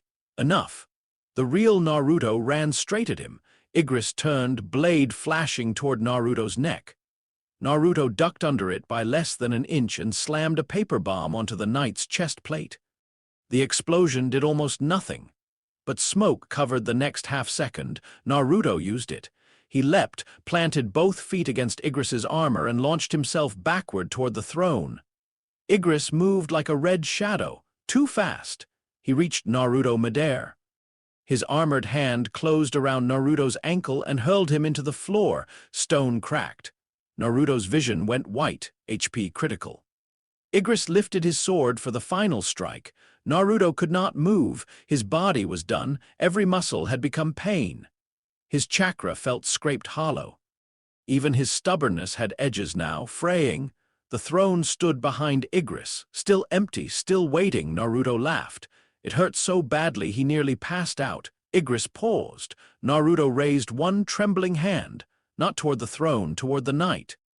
"You're not guarding it because you want it," Naruto whispered. "You're guarding it because you're waiting for someone worthy." Igris did not move. Naruto's fingers closed into a fist. "I'm not worthy of a throne." He forced his knees beneath him. "But I'm worthy of my people." The words landed in the hall like a bell. The blue flames along the walls flared. Naruto stood, barely. He had no weapon, no mana, no fox cloak, no shadows, so he used the first jutsu that had ever truly been his. Multi-shadow clone jutsu. The hall filled with Naruto. Not 50, not 100, more.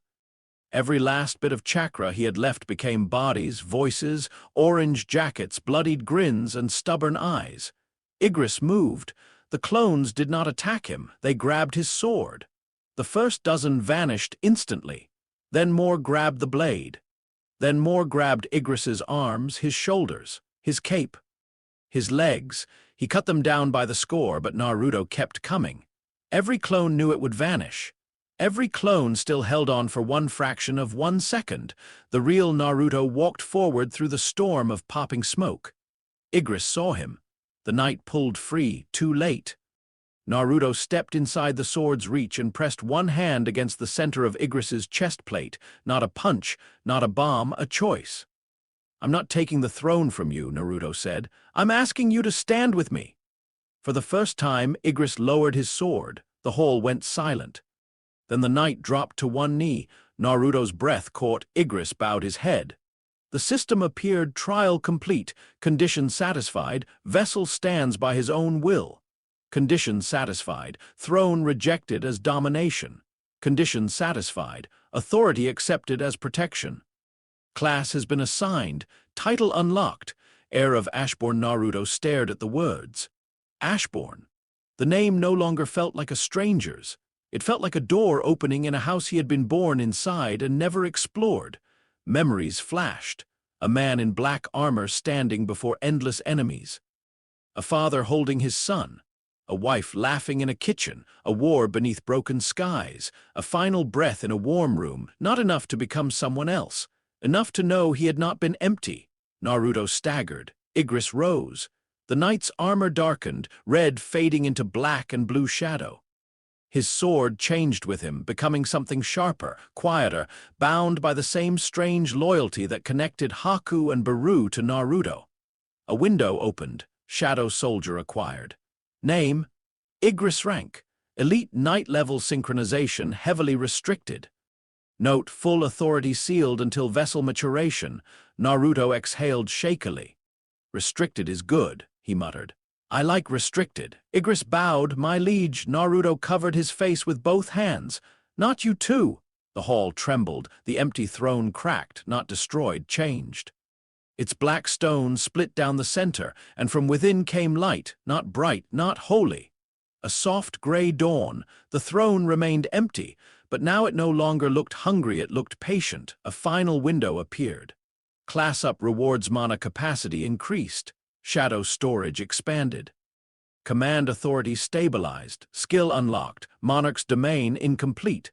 Skill unlocked. Shadow exchange sealed. Skill unlocked. Ruler detection unstable.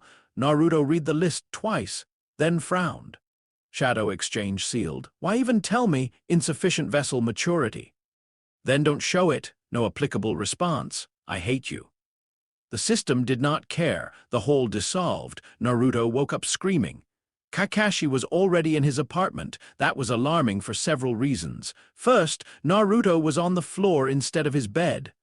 Second, his room looked like a small tornado had tried to complete a taijutsu kata inside it.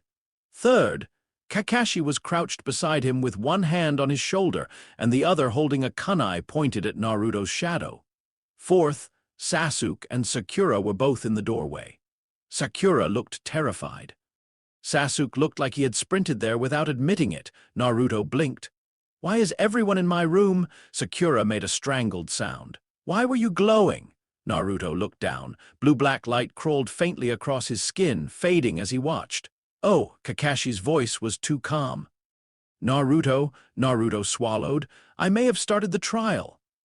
Kakashi closed his eye. The silence that followed was worse than yelling. Naruto rushed to explain. It said I could delay it, but also said authority instability would continue. And then Haku said choice, not out loud but kind of in my head. And then there was this giant hall and a throne, but I didn't sit on it, which is important. And then there was a knight named Igris who almost killed me. But I won by asking instead of stealing, and now I have a title, but not a bad one, I think, and also I'm sorry. Sakura stared. Sasuke stared. Kakashi slowly rubbed the bridge of his nose through his mask. You entered an unknown trial after being told not to take unknown risks. Naruto winced. Technically, it was in my apartment, Naruto. Right, not helpful. Sakura stepped inside and grabbed him by the shoulders. Are you hurt? Naruto opened his mouth to say no. Sakura's grip tightened. He reconsidered. Less than I was in the trial. That is also not helpful. Sasuke leaned against the doorframe, arms crossed, but his eyes were fixed on Naruto's shadow. Show us. Naruto looked at him. What? The knight. Kakashi's gaze sharpened. Sasuke, I want to see it. Naruto understood the tone, not curiosity. Not only Sasuke had seen Haku, he had seen Baru. He had seen Naruto's growth curve tilt wrong, then impossible.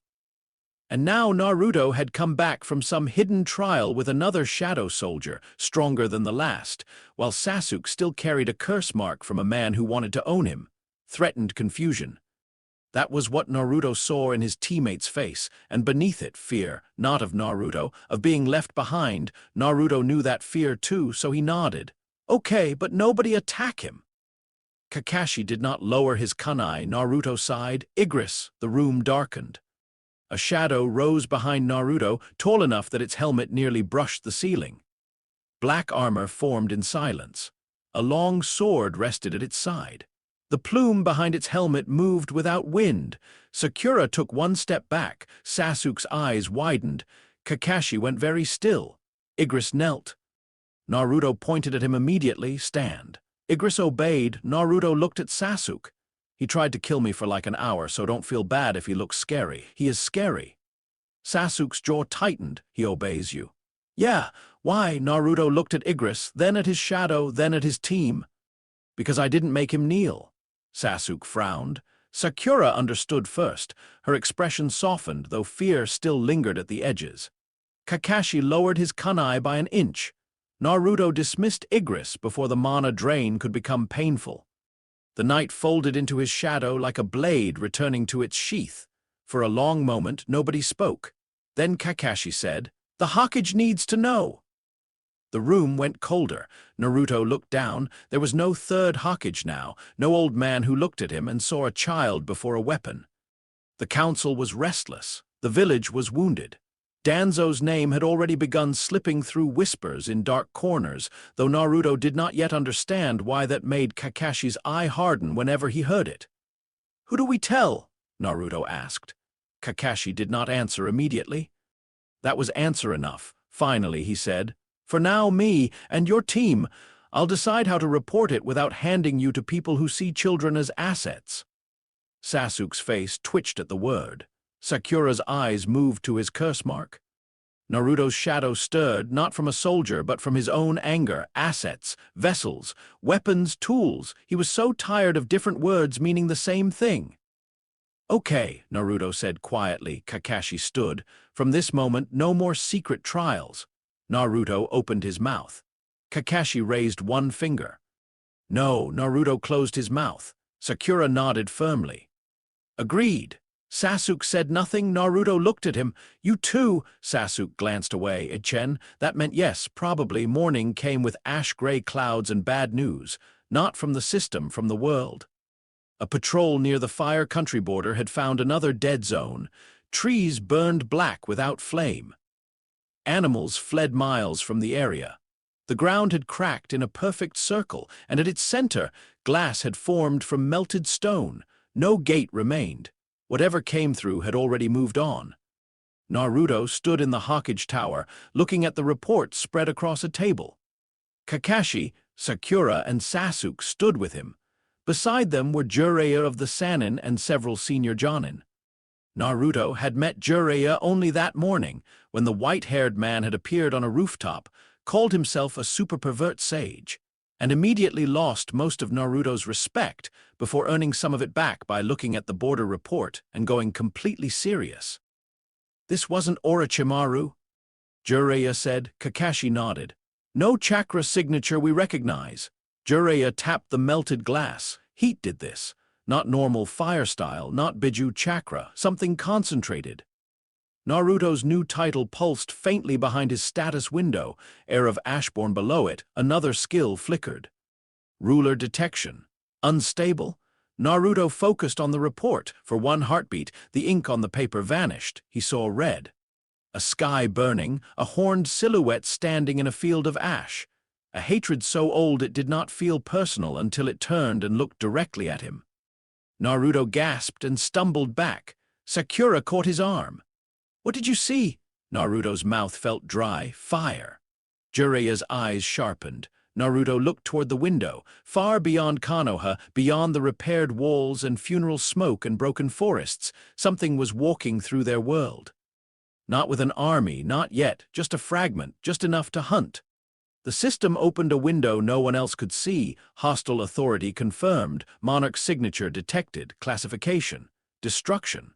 Warning, boundary integrity collapsing. Naruto's shadow stretched across the floor. Haku, Baru, and Igris stirred within it. For the first time, they did not feel like separate soldiers. They felt like the beginning of an army. The air above the map table cracked.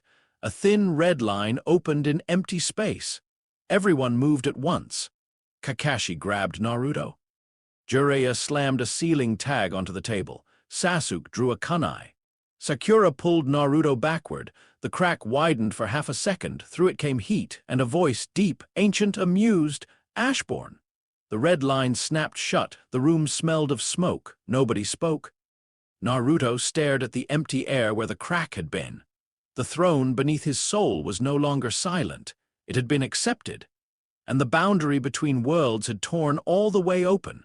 Chapter 8, The Shadow That Chose the Sun for One Breath. No one in the room moved. The red crack had vanished. The heat had not.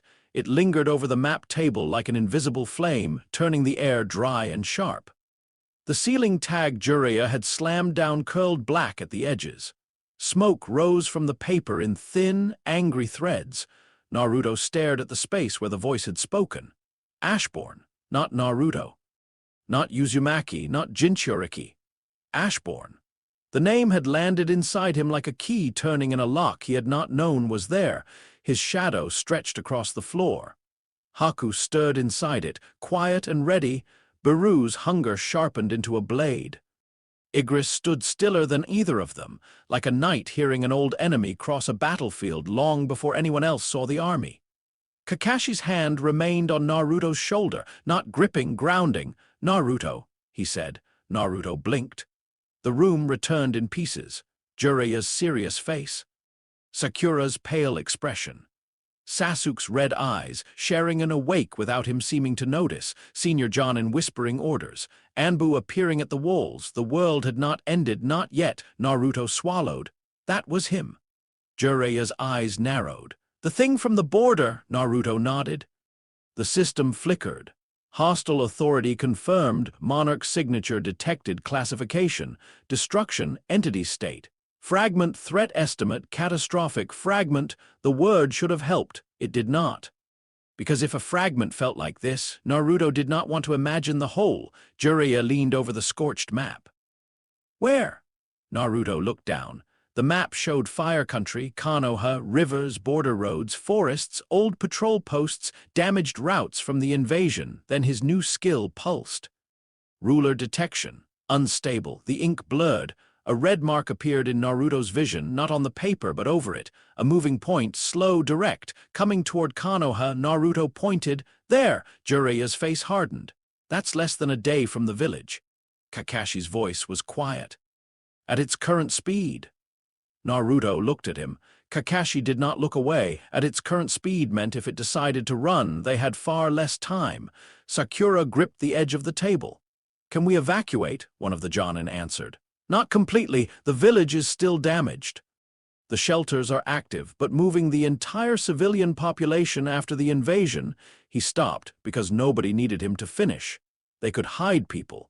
They could not empty Konoha fast enough. Sasuke's hand curled around his kunai. Then we intercepted outside the village. Kakashi's eye flicked toward him. Sasuke's jaw tightened. I'm not saying I can beat it alone. That alone was proof the invasion had changed him. Naruto almost smiled, almost. Jiraiya pointed to a forested valley northeast of the village. Here, narrow approach, stone ridges on both sides. If we set barriers along the slopes, we can keep the fight contained long enough to stop it or force it away. Force it away where? Sakura asked. Jiraiya did not answer immediately. Nobody did. Naruto understood. There was nowhere good to send something like this. Only places with fewer people.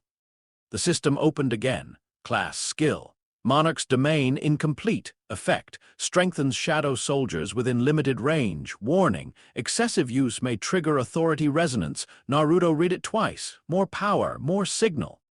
Every step stronger made the thing hunting him see him clearer. That was the trap. Grow enough to protect people, and the enemies drawn by that growth came faster. He pressed his fist against his chest. The throne beneath his soul was awake now, not fully, but no longer sleeping. He could feel it waiting, vast and patient, offering command without words. Sit. They will kneel. Naruto closed his eyes. No, not sit, stand. He opened his eyes and looked at Jiraiya. I'll fight. Kakashi's fingers tightened once on his shoulder. Naruto kept going before anyone could stop him. But not inside the village, and not alone. Sakura stepped beside him. Team 7 goes together. Sasuke nodded. Kakashi sighed like a man watching 3 children run toward a storm and remembering he had taught them how. I know better than to argue, he said. Jiraiya looked at Naruto for a long moment. The Sanin's face still carried mischief in its lines, but now it looked buried under something older. He had known war, he had known prophecy, he had known students who became monsters. Kid, he said, whatever that thing called you, don't answer to it unless you choose to. Naruto stared at him, then nodded. Preparations began before dawn. Konoha moved like a wounded animal refusing to die. Barrier teams left first, carrying scrolls, tags, and stakes carved with sealing formulas. Jiraiya led them personally. Kakashi gathered a strike team of Jonin and Anbu. Not too many. Too many would die before they understood what they were fighting, but enough to support, distract, and rescue. Sakura packed medical supplies until her bag looked too heavy for her shoulders. When Naruto tried to take it, she slapped his hand away. I can carry my own weight. Naruto raised both hands. Yes, ma'am. Sasuke checked his weapons in silence. The curse-mark seal on his neck was covered, but Naruto could still feel it sometimes, a wrongness under the skin. A hungry thing left by Orochimaru, waiting for anger to turn into permission. Naruto stopped beside him. You okay? Sasuke did not look up. No, the answer surprised them both. Sasuke's fingers paused over a kunai, then he continued, voice low, But I'm coming. Naruto nodded. That works. Sasuke glanced at him. You! Naruto opened his mouth to say something loud, something confident, something future Hokage-shaped. Instead, he looked at his shadow. No, Sasuke nodded once. That works. They left Konoha under a gray morning sky. The valley Jiraiya had chosen looked peaceful when they arrived. That felt insulting. A narrow river cut between two ridges. Pines lined the slopes. Mist clung low to the grass. If Naruto ignored the sealing teams hammering tags into stone and the Anbu hiding above with weapons ready, it could have been just another training ground. But the air was wrong, too dry. Every few minutes, a warm wind rolled through the valley from the east, carrying the smell of ash. Naruto stood near the center with Team 7. Kakashi was on his left. Sakura slightly behind, near a medical station hidden among rocks. Sasuke on his right, Sharingan already active. Jiraiya stood atop the ridge, hands folded, white hair moving in the hot wind. Naruto's shadow lay beneath his feet, darker than it should have been. Haku, he whispered. The masked shadow rose at his side. Igris. The knight appeared next, tall and silent, sword lowered. Baru. The Ant King's shadow erupted last, wings unfolding, claws flexing as his eyes swept the valley for prey. Several Jonin flinched. Baru noticed, enjoyed it. Naruto jabbed a finger at him. No showing off. Baru lowered his head as my king commands. And don't call me. The valley shook. Naruto stopped. The trees at the far end bent away from something they could not yet see. Birds exploded from the canopy. Then the first pine caught fire, not slowly. It flashed into red flame from root to tip and became ash in seconds. A figure walked through the burning trees. At first, it looked almost human. Tall, broad-shouldered, cloaked in red-black armor that seemed cracked from within by molten light. Horns curved back from its head, not fully formed, as if the body could not decide how much of its true shape the world was allowed to bear. Its skin was dark like cooled iron. Its eyes burned orange gold. Every step turned grass to black glass. The system screamed. Hostile entity. Fragment of Antare's title. Monarch of destruction. Splinter threat estimate. Beyond current vessel. Recommended action. Survival. The fragment stopped at the edge of the valley. Its gaze found Naruto immediately. Ashborn, it said. The voice was the same as before, but heavier in person. It did not echo through the air. It pressed directly against the bones. Naruto forced himself to breathe. My name is Naruto. The fragment tilted its head. The motion was almost curious. Names change. Thrones do not. Naruto's shadow rippled. Igris moved half a step in front of him. The fragment looked at the knight. Recognition sharpened its burning eyes. Old soldier. Igris raised his sword. The fragment smiled. Not with joy, with hatred old enough to feel calm. You kneel to a child now. Naruto's fists clenched. He doesn't kneel. The fragment's eyes returned to him. Then you understand nothing of what you inherited. Heat rolled outward. The first barrier line flashed to life. Jiraiya shouted, now! Sealing tags along the ridges ignited with blue-white chakra. A dome of force snapped over the valley, catching the heat before it could spread into the forest beyond. The fragment looked up, then laughed. The fight began. Kakashi moved first. Lightning gathered in his hand, and he crossed the valley in a silver line. Jiraiya's massive toad summon crashed down from the ridge, blade raised.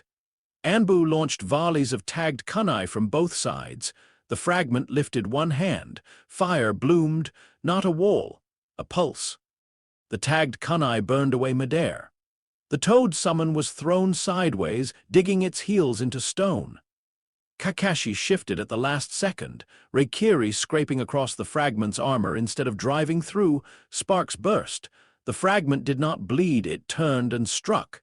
Kakashi barely blocked.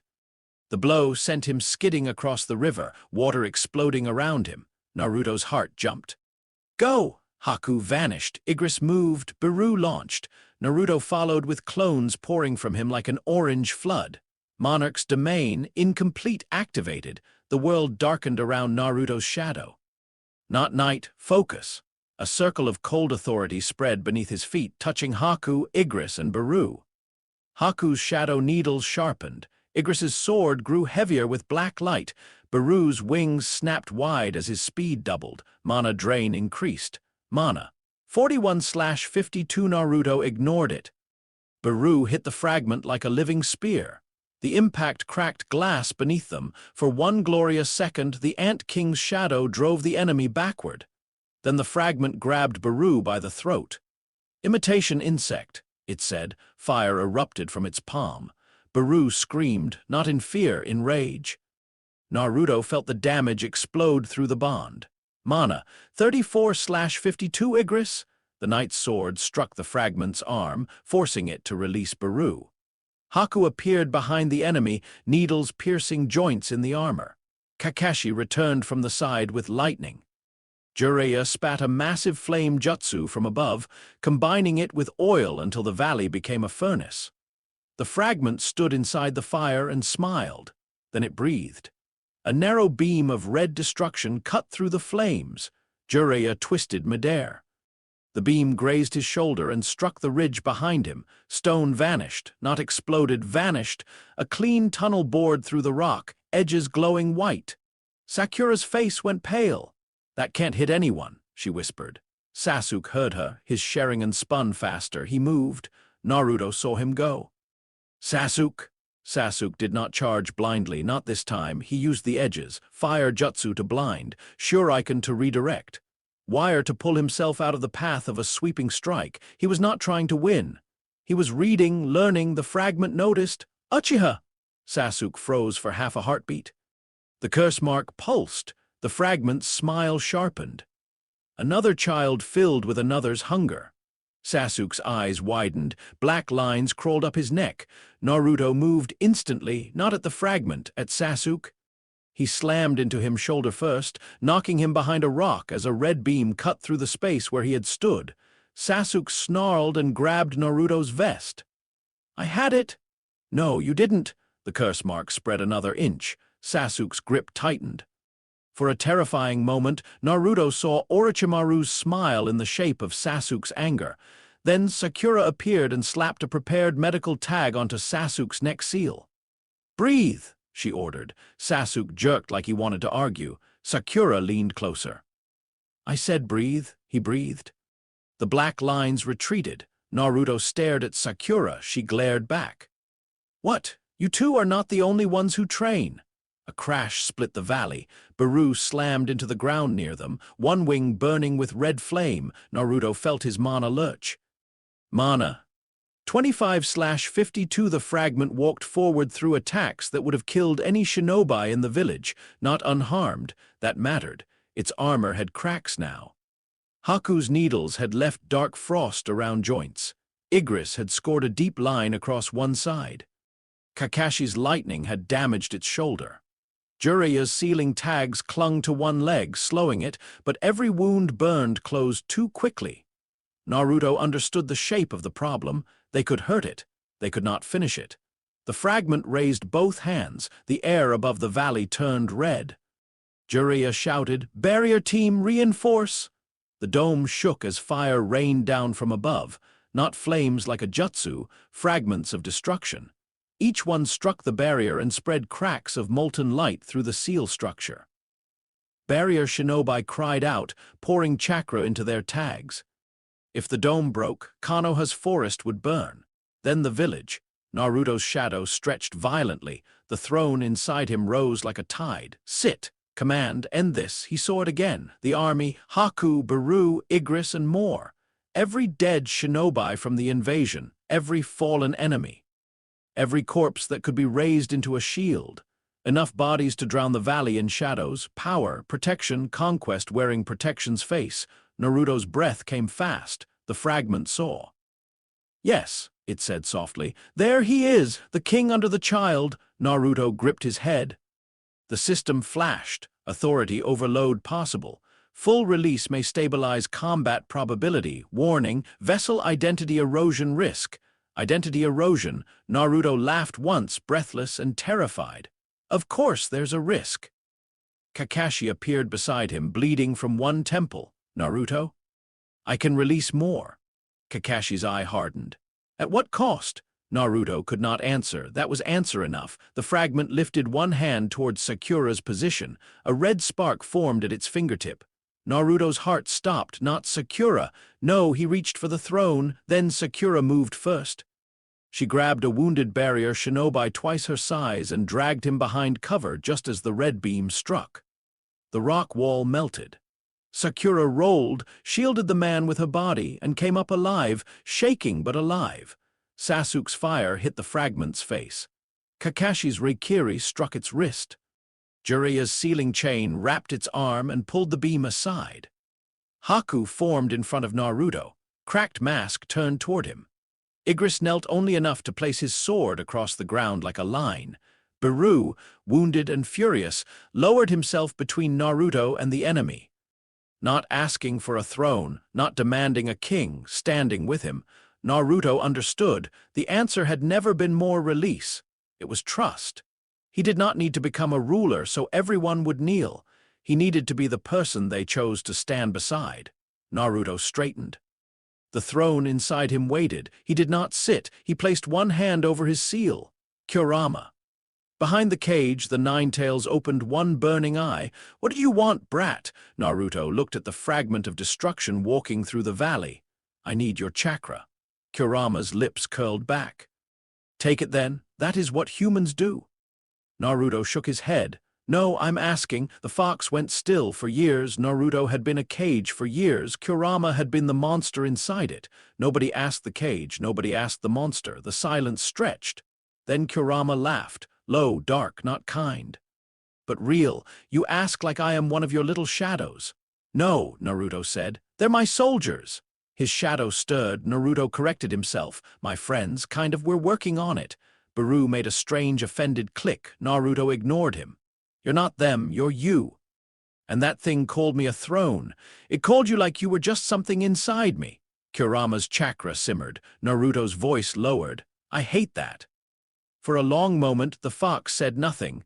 Then red chakra flowed through the seal, not forced, given, do not lose. Kurama growled. "I refuse to be erased by a campfire with horns." Naruto grinned. "Yeah, same." Red chakra wrapped around him, not the wild cloak from Wave. This was steadier, still dangerous, still hot, but not tearing him apart. The system reacted. Chakra reservoir surge detected. Warning. Chakra and mana remain separate. Temporary parallel output achieved. Naruto's shadow expanded beneath the red cloak, black and gold at the edges. Haku rose fully repaired. Igris's sword ignited with blue-black light. Beru's burned wing reformed. Naruto raised his hand. Monarch's domain. The circle spread, not cold this time, balanced, shadow beneath, sunlight above, red chakra around a boy who refused to be only a vessel. Mana. 38/52. The fragment stopped smiling. Naruto charged. Team 7 moved with him. Sasuke on the right. Sharingan tracking the fragment's damaged joints. Sakura behind, directing medics and throwing chakra-enhanced strikes into the ground to disrupt its footing whenever it stepped too close to the shelters. Kakashi at the left, lightning blade ready. Jiraiya from above, sealing tags raining like paper stars. Haku became motion. Igris became pressure. Beru became violence with a leash. Naruto became the center, not ruler, anchor. He did not command every move. He trusted them. Sasuke, left shoulder. Already saw it? Haku, cover Sakura. Haku vanished. Beru, pin him, don't bite his head off. Beru clicked in disappointment and obeyed. Igris with me. The knight appeared at Naruto's side as they rushed the fragment together. The enemy struck downward. Igris caught the blow with his sword. The ground shattered beneath him. Naruto came in low, red chakra claws striking the cracked armor at the knee. Sasuke's fire hit the same spot. Kakashi's Reikiri followed. The fragment's leg buckled. Jiraiya shouted from the ridge. SEAL teams? Chains of chakra shot from the valley walls, wrapping around the fragment's arms, legs, and horns. The barrier dome condensed inward, no longer protecting the valley from the enemy, but pressing against the enemy itself. The fragment roared. For the first time, it sounded angry, not amused. Not curious, angry. Ashborn, Naruto jumped onto its chest. My name, he shouted, is Naruto. He slammed his fist into the deepest crack in its armor. Kurama's chakra burned outward. System mana surged inward. They did not mix, they struck together. The fragment staggered. Its hand closed around Naruto. Pain exploded through him as burning fingers crushed his ribs. Sakura screamed his name. Baru launched. The fragment threw Naruto into the river hard enough to split the water. For a moment, everything went quiet. Naruto sank. Cold water swallowed the heat. His body hurt everywhere. His chakra flickered. His mana dipped, HP critical. Authority instability rising. The throne appeared beneath him in the dark. Sit. End pain. End fear. Make them kneel. Naruto opened his eyes underwater. Above him, blurred by the river, he saw shadows fighting beside living people. Haku protecting Sakura. Baru taking a beam meant for Sasuke. Igris standing shoulder to shoulder with Kakashi. Jiraiya holding the barrier with blood running down one arm. Team 7, his precious people, his soldiers. His village, not kneeling, standing. Naruto smiled. Bubbles rose from his mouth. He pushed off the riverbed. When he burst from the water, the valley shook. Not because the throne had taken him, because he had chosen what to take from it. Authority stabilized. Title effect activated. Heir of Ashbourne. Command strengthened. Protection over conquest. Naruto landed on the riverbank. His shadow spread behind him like wings, but his eyes were still blue, still his. The fragment saw and recoiled. "What are you?" Naruto breathed hard. Wet hair stuck to his face. Blood ran from his mouth.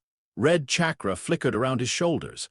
Black shadow curled at his feet. He grinned. Future Hawkage. Then he ran. Every shadow moved with him. Haku threw needles that became stepping points in the air. Naruto bounced from one to another. Sasuke launched fire beneath him, lifting him higher. Sakura struck the ground with chakra-enhanced force, sending a slab of stone upward as a platform. Kakashi appeared on it, grabbed Naruto's arm, and threw him with all his strength. Jiraiya's chains pulled the fragment's head down. Igris crossed swords with the enemy's burning arm. Baru locked claws around its other shoulder and held, roaring through the fire, eating at his armor. Naruto flew straight toward the fragment's face. The enemy opened its mouth. Red light gathered. Naruto did not dodge. He formed a Rasengan. Not pure chakra alone, he could not mix mana into it, but his shadow wrapped around his arm, not feeding the jutsu, shielding it. Kurama's chakra roared behind it, pushing his body beyond what it should survive. The red beam fired. Haku appeared in front of Naruto and shattered, taking the edge of the blast. Igris's sword crossed the beam next, bending it aside. Baru's wing wrapped around Naruto for one final heartbeat and burned away. Naruto broke through. The Rasengan struck the fragment's mouth before the beam could fully form. Light exploded. The fragment screamed. Naruto drove forward. For the old man, the armor cracked. For Haku, the fragment stumbled. For Gaara, sand from the valley floor rose suddenly, catching the fragment's legs. Naruto's eyes widened. At the ridge, Gaara stood with Temari and Kankuro. He was pale, shaking, but his hand was raised, not attacking Konoha, helping it. Naruto's grin flashed wild and bright. For everyone. He pushed the Rasengan deeper. The fragment's chest split open. Inside was not flesh.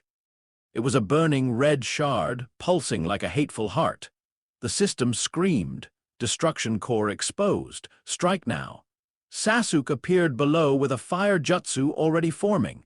Kakashi beside him with lightning. Jiraiya's sealing chains tightened. Sakura threw the last marked kunai with perfect aim. It struck the shard. The seal tag wrapped around it. Naruto slammed his Rasengan into the mark. The world turned white. When sound returned, Naruto was on his back. The sky above the valley was blue. Actual blue, no red cracks, no burning rain. No voice calling him Ashbourne, just sky. He tried to sit up. His body voted against it. A shadow fell over him. Kakashi looked down. "You are impossible," Naruto coughed. "Good impossible," Kakashi's eye softened. "Yes." Sakura dropped beside him and immediately began checking injuries while scolding him with a voice that shook too much to sound properly angry. Sasuke stood a few steps away, breathing hard, curse mark quiet. "You shouted too much." he said. Naruto grinned weakly. You're welcome. Sasuke looked away. Chen. That meant thank you, probably. Haku's shadow reformed slowly near Naruto's feet, cracked but intact. Igris appeared beside him and lowered his sword. Baru emerged last, missing half a wing and looking deeply offended by the condition of the world. Naruto looked at them. You okay? Haku bowed. Igris placed a fist over his chest. Baru clicked. I have survived, my king, Naruto sighed. One day, Jiraiya walked over, one arm bandaged, hair singed at the ends. Well, kid, he said, looking at the smoking crater where the fragment had been. That was a fragment? Naruto nodded tiredly. Jiraiya stared at the crater. I hate that. Me too. On the ridge, Gaara lowered his hand. Naruto looked at him. For a moment, neither boy said anything. Then Gaara gave the smallest nod, not friendship, not yet, but a beginning. Naruto nodded back. The fragment of Antares was gone, not killed in the way humans understood death. Not extracted, not claimed, destroyed, sealed, scattered beyond the boundary it had torn open. The gate scars around Fire Country quieted after that, not vanished, quieted. The ruler's voice did not return that day, but Naruto felt watched as the medics carried him back toward Konoha. Not cruelly, not kindly, just watched, as if ancient beings beyond the world had seen a child touch a throne and refuse to become small beneath it. The village received them at sunset. People lined the damaged streets in silence first. Then someone cheered, then another. Then many, Naruto, bandaged and half-carried by Kakashi because Sakura had threatened to sedate him if he tried walking, stared like he did not understand the sound. They were cheering for the team. For the shinobi, for survival. But some of them were looking at him, not the fox. Him. Naruto's throat tightened. He lifted one tired hand. The cheer grew. Later, after reports and healing and more scolding than any hero should reasonably have to endure, Naruto returned to his apartment. Team 7 came with him. Sakura said it was because he needed monitoring. Sasuke said nothing. Kakashi said he wanted to make sure Naruto did not accidentally enter another secret death trial before breakfast. Naruto complained until they all sat on his floor eating takeout from Ikaraku. For a while, nobody spoke about thrones, monarchs, curse marks, funerals, or fragments of destruction. They ate. Sakura laughed when Naruto spilled broth on himself. Sasuke pretended not to want a second bowl. Kakashi read his book upside down just to annoy them. Naruto looked around his small, messy apartment and felt something inside him settle. Not the throne, not the system, him. That night, after everyone left and the village finally quieted, Naruto stood by his window. Konoha's lights glowed beneath the repaired rooftops. His shadow stretched behind him. Status, he whispered, status name. Uzumaki Naruto title, heir of Ashbourne level, 18 SDR, 29 VIT, 31 AGI, 30 INT, 13 per, 24 unassigned points, 12 authorities stabilized, Shadow Army, 3/45 Haku, Baru, Igris. Naruto stared at the title, heir of Ashbourne. It no longer felt like a chain, it felt like a responsibility. He closed the window. Inside the seal, Kurama watched him. You will attract more enemies, the fox said. Naruto leaned against the window frame. Probably. You are not strong enough. I know, you are annoying. Naruto smiled. I know. Kurama huffed, but it was not hatred. Not entirely. Outside the world, far beyond Konoha, beyond the elemental nations, beyond the cracks between dimensions, beings of light watched a small blue planet turn quietly beneath them. The rulers had felt the battle. They had felt the fragment of destruction vanish. They had felt Ashbourne's authority stabilize inside a boy who chose comrades over conquest, protection over rule, the sunlit village over the empty throne. One of them spoke into the silence. He is not Jinwoo, another answered. No, a pause. Then, almost thoughtfully, that may be why he survived. In Konoha, Naruto Uzumaki climbed into bed and fell asleep almost instantly. No blue windows woke him. No gates opened above his ceiling. No ancient voice called him by another man's title. For one night, he was only a genin in a messy apartment, dreaming of ramen, bridges, foxes, shadows, and a black throne sitting empty beneath a sunrise. and deep below his soul the throne waited, not hungry, not silent, chosen.